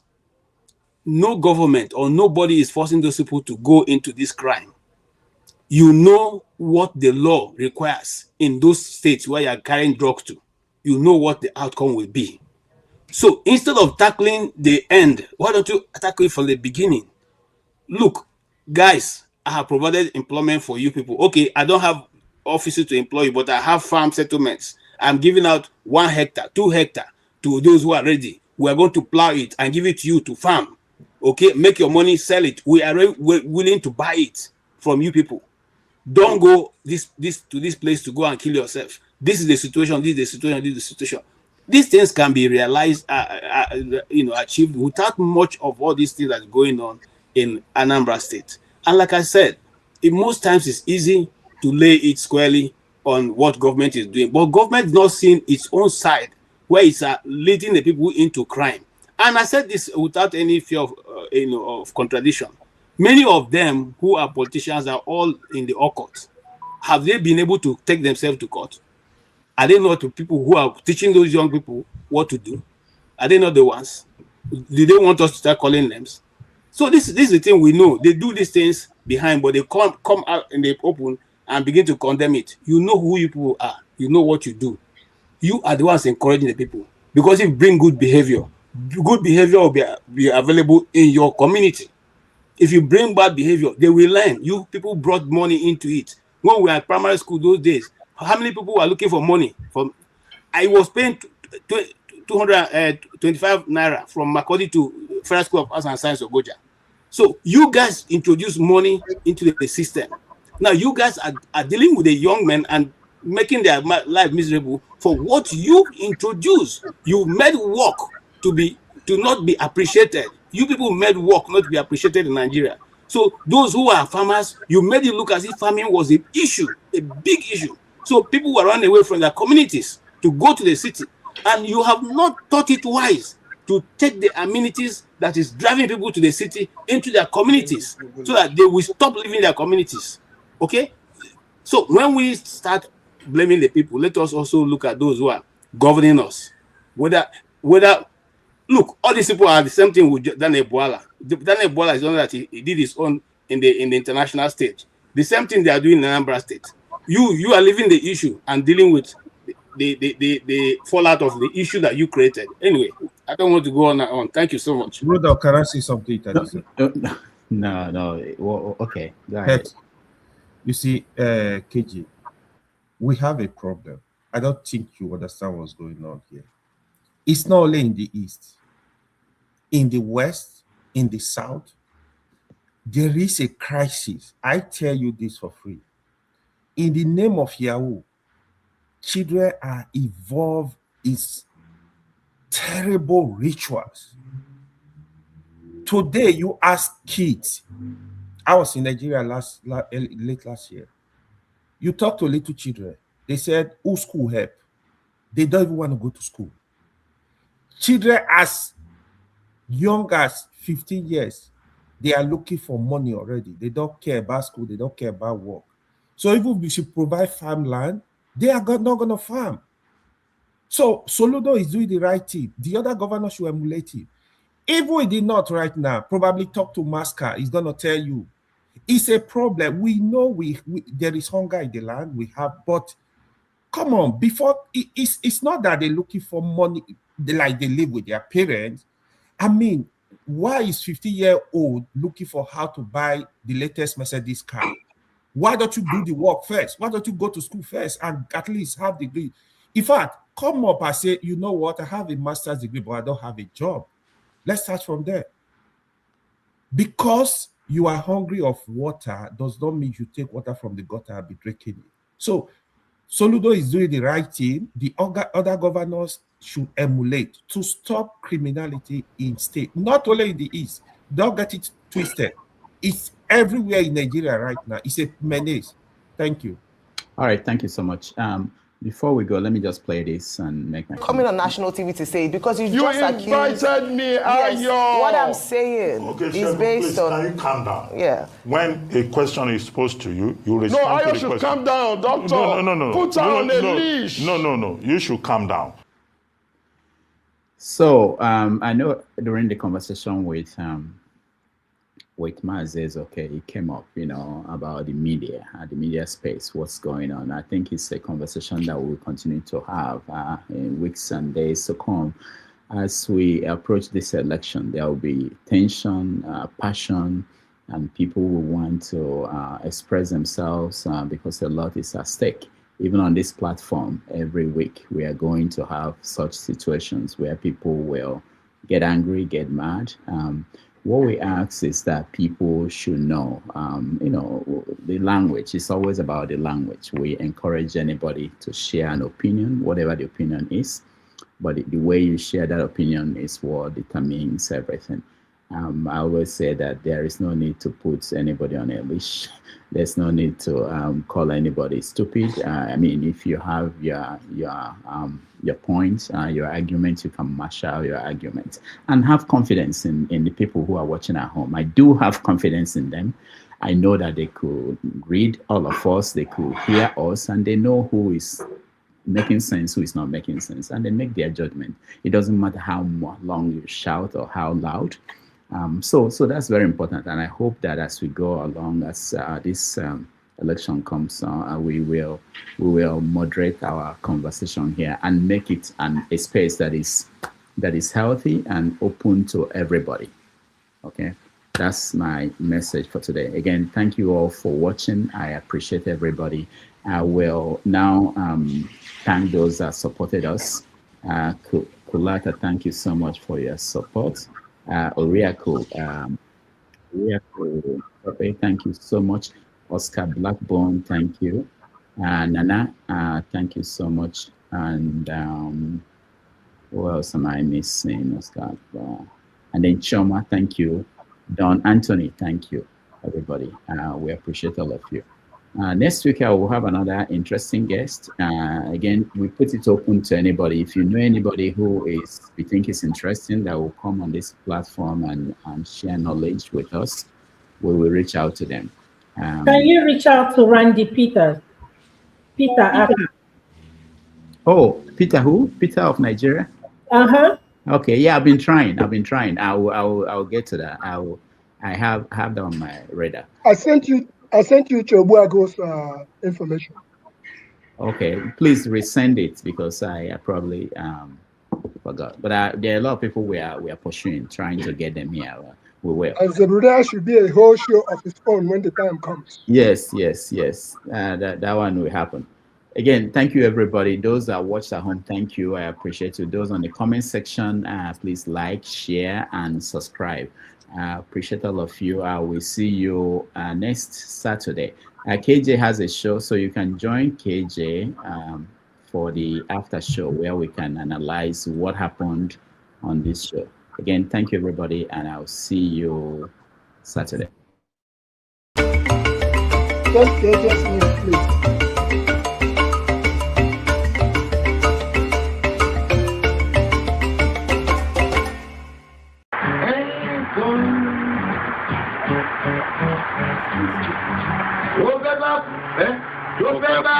Tó fẹ́ kú torí ẹ̀.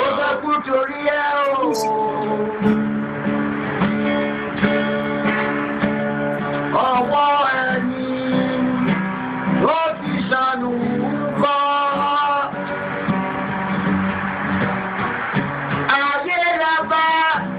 Ayé la fi sílẹ̀ sí.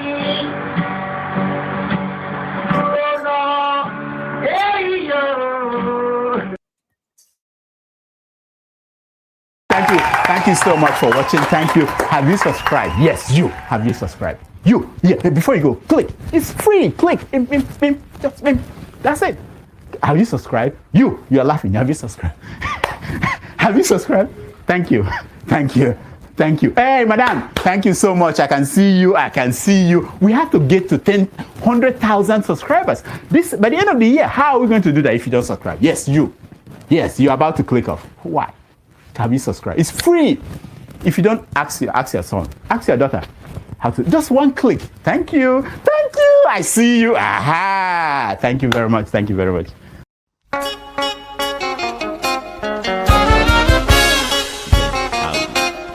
Play. Sorry.